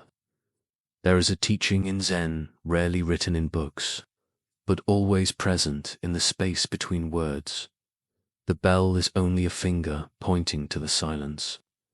When the finger lowers, the silence remains. Tools, chants, rituals, teachings, even breath are all rafts. We use them to cross the river, but once we arrive at the far shore, we must let them go. The bell had not failed, it had completed its task now. The silence could speak. Aya began sitting longer. She no longer waited for something to happen. She noticed more, the shape of her own breath, the way her thoughts circled before dissolving. The moment her shoulders dropped without effort, she began to realize. She had been listening for a long time, but only now was she hearing. One evening, after a thunderstorm passed, Aya returned to the bell. Rain clung to its bronze surface like tiny mirrors. She placed her hand on it. It was cool, still, and in that touch, she felt something called gratitude, not for what the bell gave, but for what it taught her to live without. She whispered, "Thank you," not for ringing, but for stopping. In modern psychology, we speak of dependency, not just on substances or people, but on familiar patterns. We grow used to anchors, external rhythms that tell us who we are, how we feel, what we should do next. But Zen invites us to step beyond that comfort, to sit with what remains when the anchors are gone, to discover that we are not the noise, but the stillness it returns to, that we are not the bell, but the space it once echoed through. Seasons passed. Visitors continued to ask about the bell. Some suggested repairing it. Others offered recordings of similar bells from other temples. Master Kenji always declined, not out of stubbornness, but reverence. The bell has not fallen silent. He would say, we have simply grown quiet enough to hear what was always there beneath it. Aya stayed longer than planned, not because she found answers, but because she stopped needing them. She learned to end her days not with sound, but with presence. She would sit in the courtyard, close her eyes at sunset, and listen to wind in the pines, to her heartbeat slowing, to the world not stopping, but resting, and each time she heard the bell, not as sound, but as remembrance. One morning, before dawn, Master Kenji passed away in his sleep. He left behind a single note, folded neatly beneath the silent bell. It read, "When I was young, I rang the bell to wake the world. In my age, I listened for its echo to wake myself. Now I go where the bell no longer rings, and in that place I am not lost. I am whole." The monks chose not to replace the bell, not to preserve its silence, but to honor its message, that nothing lasts, that sound fades, that even sacred things complete their work and dissolve. The temple continued. The sun still rose, and those who came in search of the bell's voice left carrying something more subtle, an inner chime, a reminder that what we seek outside, clarity, closure, arrival, is most powerful when it finally disappears. So that what's left is simply us, listening, final reflection and meditation. When the bell no longer rings, will you know how to hear? Zen proverb tonight: close your eyes. Do not wait for music. Do not wait for peace. Just listen, the wind, to your breath, to the space between. Ask, what am I waiting for to begin living? What has already fallen quiet, but still holds meaning? Say softly, I do not need the bell. I carry its silence in me. I end this day not with a sound, but with presence. Let this be your bow. Let this be your final breath for today. The bell is still. You are whole. Thank you for sailing with us through these stories. If even one moment here touched your heart, if a single silence helped you soften, then this journey has already served its purpose. We would love to hear what resonated with you. Which story stayed with you? What did you feel, remember, or finally let go of? Please share your reflections in the comments below. Your voice may be the echo someone else needs to hear. If this space brought you calm, insight, or comfort, we invite you to like the video. Share it with someone who may need its quiet, and subscribe to The Empty Boat for more journeys inward.